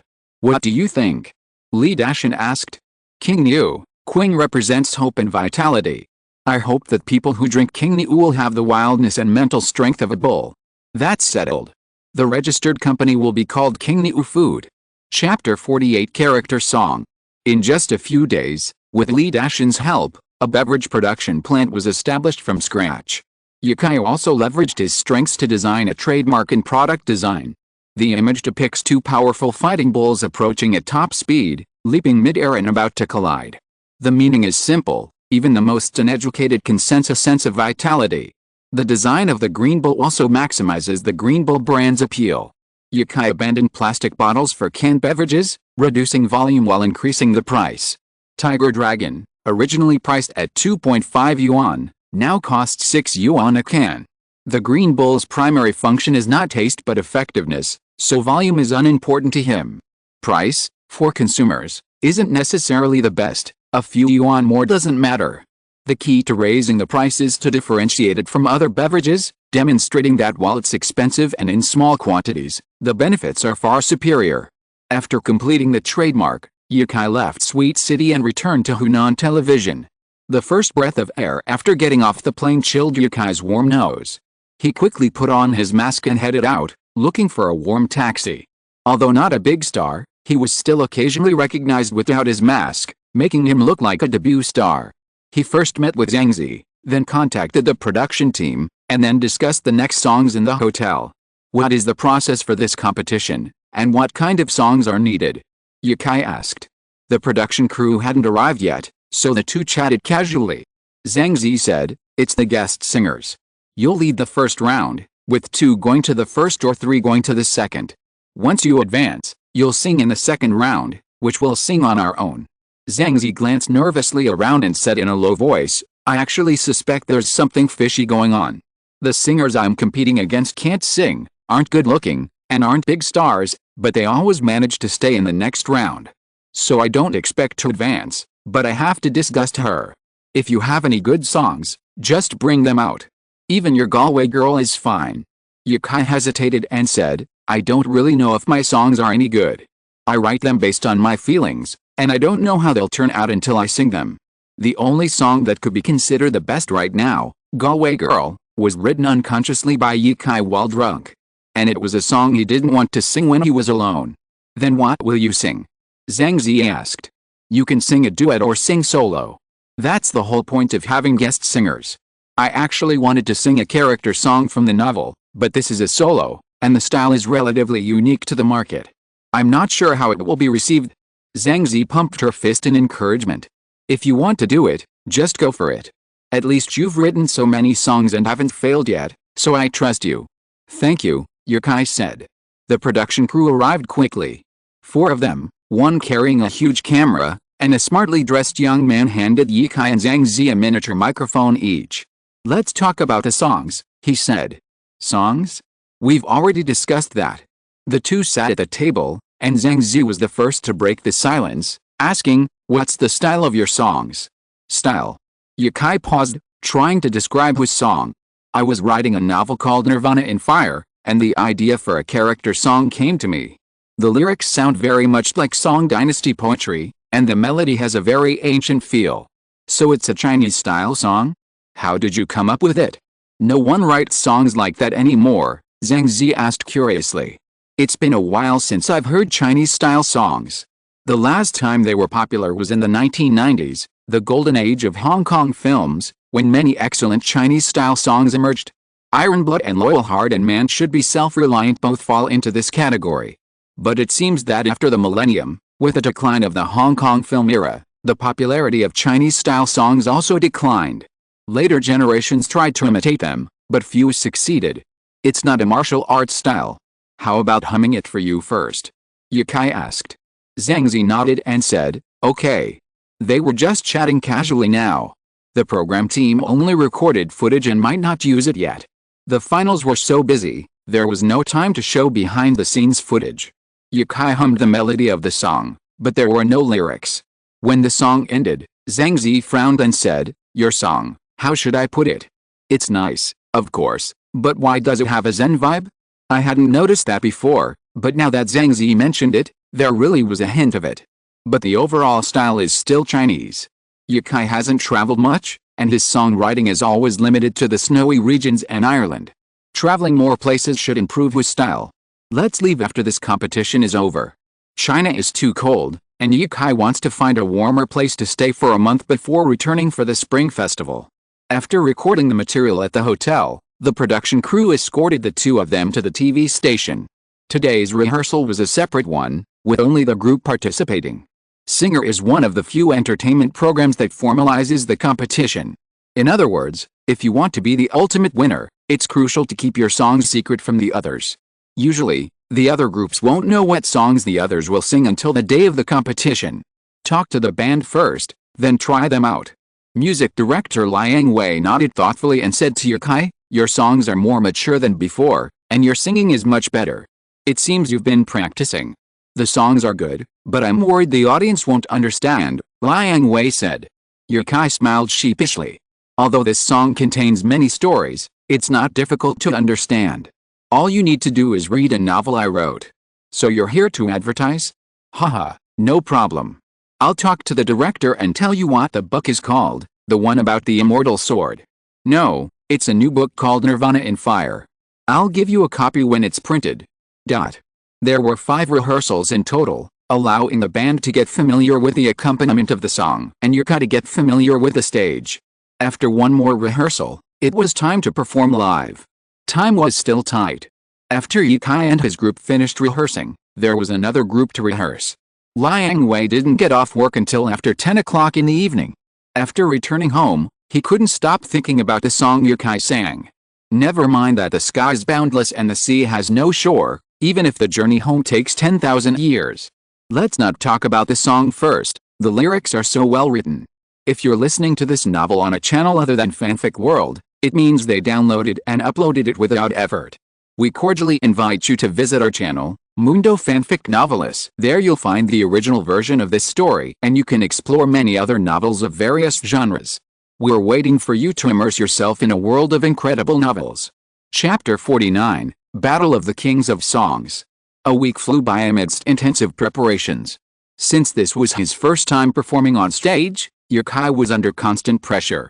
If time had been turned back 6 months, even if Yukai had the voice and songs he has today, he would never have dared perform on such a stage. The further you go, the further your heart drifts. His experiences in Ireland, in particular, had made him comfortable with public performances. But now, he was stepping onto one of China's largest singing stages, a gathering of the finest artists. And here, he was to perform a song he had written live. In a car not far from the TV station, Zhang Zi continued to counsel Yukai, don't be nervous. Director Zhou and teacher Liang are so supportive of your performance. You have to have confidence. I know. I'm not worried about the song. I'm worried I won't perform well tonight. But it's okay. It's not as serious as you say, right? Yukai said, gazing at the distant venue. Tonight was the day the competition began. Yukai had watched several other singers perform during the morning rehearsal. After all, this was a singer's biggest stage. Both their performance and stage control were top-notch. This made Yukai a little worried about whether she could help Zhang Zi break through the crowd. Although she said she was fine with anything, who could truly not care? This was a competition. The red carpet had been rolled out, and reporters and fans lined both sides, holding up support signs and cheering wildly, their screams lasting longer than most singers could muster. The driver's intercom announced they could drive on. Yukai took a deep breath, pursed his lips to clear his head, and maintained a warm smile as the car drove off. Next up on our red carpet is the youthful and beautiful Zhang Zi, and his guest singer, Yukai. Wow, this group is the pinnacle of singers' stage looks. Let's welcome them. Welcome. The two got out of the car, and Yukai waved to both sides. They made their way through the constantly flashing lights and the surging crowd, entering Zhang Zi's lounge. Her music partner, Xiaohua, was already waiting inside. "Hello, Teacher Yi." Xiaohua smiled and extended her hand. Yukai picked up the phone, shook it up and down, and said, "I'm not worthy of it, I'm not worthy of it. Just call me by my name." Xiaohua, taking on the role of host, asked, "Teacher Yi, the last time you came, you were listening to the music backstage, right? Now you're singing, what are your thoughts?" A camera was set up in the lounge, and a photographer was following the two of them. Xiaohua wanted to help her singers get attention and increase their exposure. Perhaps this is the role of a music partner. I'm still a newcomer compared to the other singers. I just hope I don't embarrass myself when I sing later and sing the prepared song perfectly. That will satisfy me. There was a knock on the door, and Sister Jishi cautiously pushed it open. "Excuse me, can I come in? I hope I'm not disturbing you." Yukai stood up and said, "Of course not. You're welcome to come and see us." They had met at the morning rehearsal, but there hadn't been time for the singers to interact properly. Zhang Zi's English wasn't great, but these two sentences were simple enough, so she greeted him, "Hello, Jesse. Hello, Yi. Is that what they call you? No problem. My friends abroad all call me that. I see you all pronounce it perfectly, so I didn't even have an English name. Oh my god, Jesse, you're wearing such a beautiful dress. So sexy." Yukai exclaimed exaggeratedly. Her black dress, adorned with sparkling embellishments, shone as she walked. She also had a fantastic figure, a bit plump by Chinese standards, but perfect in Western eyes. Standing at 1.75 meters tall and wearing high heels, Yukai felt overpowered when standing next to him. Jishi laughed heartily, spun around in front of Yukai, and said in her unfamiliar Chinese, "Thank you. Yi, did you know your song went viral on YouTube? Galway Girl is so good. I've never seen a Chinese singer create music with such a European and American feel." Studio versions of both Galway Girl and Sleepyhead were made and uploaded to music apps both domestically and internationally. Now, they're making rapid progress both domestically and internationally, aiming for the top 5. The people next door heard the commotion and came over. Wang Dafeng said, "You won't be singing Galway Girl this time, will you?" "Luckily, we're not in the same group, haha." Yukai greeted them one by one. "Hello, Teacher Wang Dafeng. Hello, Teacher Angela. Hello, Teacher Park Suk." All of them were seniors. Angela smiled and said, "You're so polite. Your songs are popular in America, and you're still so humble." Sister Jishi and Yukai added each other on Twitter, and then the competition officially began. Teacher He Jiang took the stage to host the show, while the other singers returned to their respective lounges. Tonight's competition was divided into 3 groups. The first was the death group. Favorites Jesse and Teacher Tang were both in the first group, and Zhang Zi was in the second. Teacher He was a favorite host of Yukai's. He had been watching his shows since he was a child, and now that he was working, he never expected to have the opportunity to meet Teacher He in person. Perhaps this is one of the benefits of being in the entertainment industry, being able to meet many of the stars he once admired. After the death group finished singing, the judging round began. The next song was Yukai's, but Zhang Zi still had to stand on stage and help sing a few harmony lines. "Let's get ready," Zhang Zi said. Once outside, someone naturally led them backstage. They put on their earphones and microphones, waiting for Teacher He to introduce them to the stage. "This next one is amazing," He Jiang said, looking at his cue card. "She's won first place on singing programs since she was 17. The last singer's singing champion praised her voice as heavenly. Her guest singer, last time they came here, spent a day writing songs like Addio, and recently, the world-famous Galway Girl, he's Yukai. Give them a round of applause." Many in the audience were curious about Yukai's name. While his Galway Girl was a hit, he kept a low profile. Aside from those who truly loved him and searched his Weibo, few knew what he looked like. The saying goes, the song is famous, but the person isn't. This was the singer's first appearance before a large Chinese audience. The stage lights flickered, then moved aside, clearing a path to the stage. Zhang Zi and Ye Kai walked hand in hand to the stage. Zhang Zi felt Ye Kai's hand sweating, so she squeezed it tightly to cheer him on. On a stage like this, nervousness is inevitable. Even superstars get nervous on stage, but this little bit of nervousness only sharpens your focus. Please recommend, tip, and comment. With 4 days left, I want to be on the new book list once. Strength lies in numbers, so go for it. Chapter 50 on Jupiter. Ye Kai walked to the microphone. The lights in the studio dimmed, and the silence was so intense that only the sound of his own heartbeat and breathing could be heard. He nodded to the band, paused for 3 seconds, and then began to sing. Ah, please come back, ah, please come back, ah. After experiencing the vicissitudes of life, after knowing all the joys and sorrows, your heart will weary and know how to return. Your face is covered in dust, your body is covered in mud, you old, lost soul. It's not too late to return today. The sky is bathed in rosy clouds, the bright moon is your candlestick. Only then did the accompaniment begin, and Ye Kai's perfect voice was fully displayed as he sang the first few verses. The 10 backing vocalists behind him added a slight echo to his clear voice. Ye Kai's singing skills were only at the beginning stage, but his natural talent made his original voice extremely captivating. He was a natural voice actor, easily capturing the audience's attention without any embellishments. Whether it was the middle-aged crowd or the teenage boys and girls in the audience, they were all captivated by the sound. It was as if they were swimming in the ocean on the hottest day, or drinking a bottle of ice-cold Sprite. There was a sense of refreshing clarity, a sense of exhilaration. Teacher Lee, who had been eliminated earlier, listened in rapt attention. He had always thought Ye Kai's folk style would be amazing, but he had never expected him to be so good.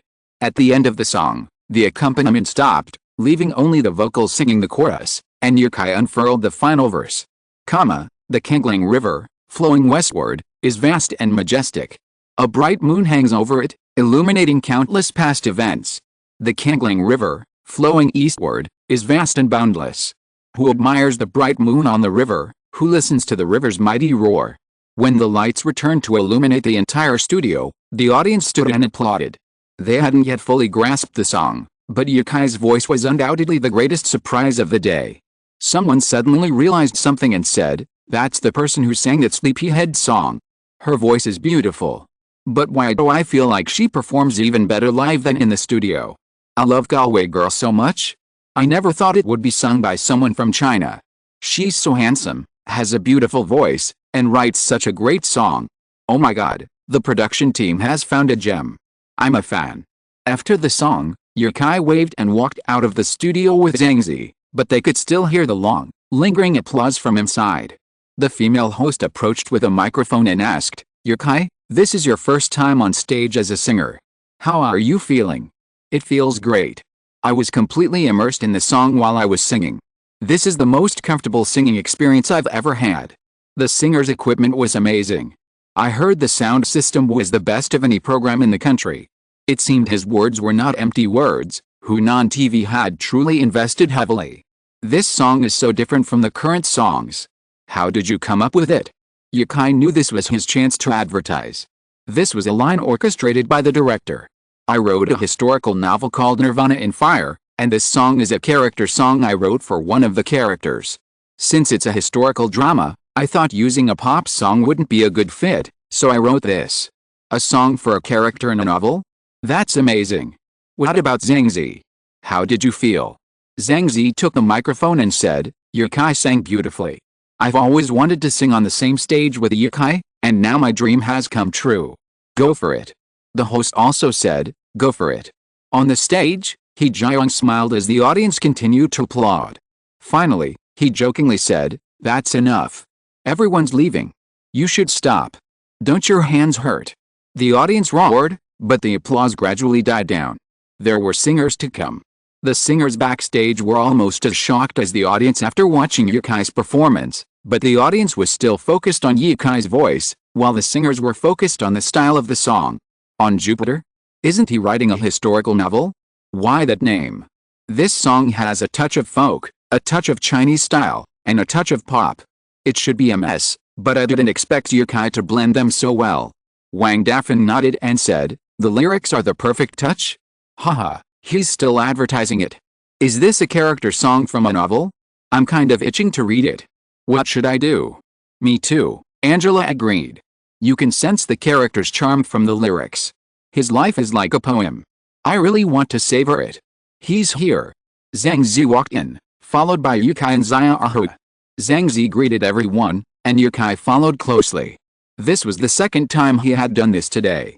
After all, Zhang Zi and Yukai were the youngest. Wang Dafeng asked, "Where are the books? Don't say you didn't prepare them. We can't wait to see them." Yukai took the box from Xia Ahua, pulled out a book, and distributed it to everyone. These were specially printed as gifts. Compared to the mass-produced books later, they were more exquisite and perfect for collecting. After handing out the books, Yukai put away the boxes and said, "If you think it's okay after reading it, then you must help me promote it, but I can't afford advertising fees." Angela said, "That depends on whether your song is worth our willingness to advertise for you." Sister Ji Shi, holding the book and listening to the translator's words, was surprised. "So you're a writer? That's amazing. I'm going to study Chinese hard when I get back so I can read your book." Many singers can write lyrics, but true writers are rare.